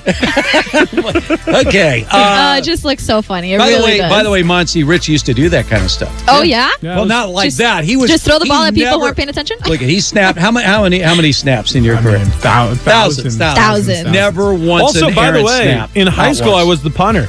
I was the largest punter in Nassau County high school history. And amazingly, he was also the center. He would snap the ball to himself in the punt. It was unbelievable. Just unbelievable. It was literally a one-man team. Kind of like Taysom Hill, right? Like a one-man team for the Saints, because Taysom Hill really did everything today for the Saints. They managed to outscore the Seahawks 39-32 earlier today. He had 9 carries for 102 yards, 3 rushing touchdowns, and a throwing touchdown. But not just, bad news for Seahawks fans. They lost Rashad Penny. He was carted off, and all we know is that he suffered a left ankle injury. That is all that we know so far, unfortunately, for the Seahawks. Let's talk about the 3 games going on right now. The Eagles and Cardinals are going at it scoreless, but it's early. Just started the game. The Cowboys, you just mentioned, are up on the Rams 6-0, also early in the first quarter. And the 49ers, they drew blood first also. Early at the start of the first quarter, they scored on the Panthers 7-0, 3 minutes to go in the first quarter.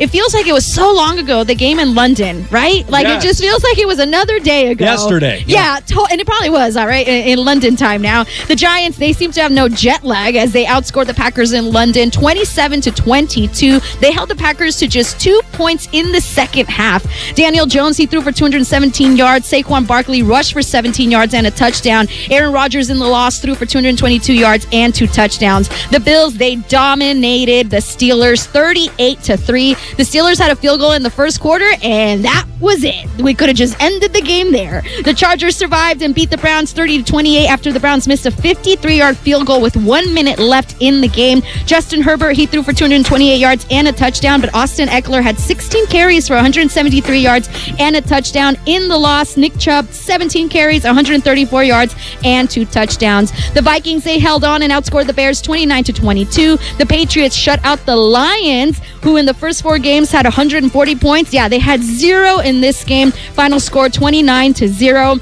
We also had the Titans, who held off the Commanders 21-17. Carson Wentz for Washington in the loss, 359 yards and 2 touchdowns, had a passer rating of 102.9, one of the highest ones of the day so far. The Jets won 14-17 on the Dolphins, scoring 21 points in the fourth quarter alone.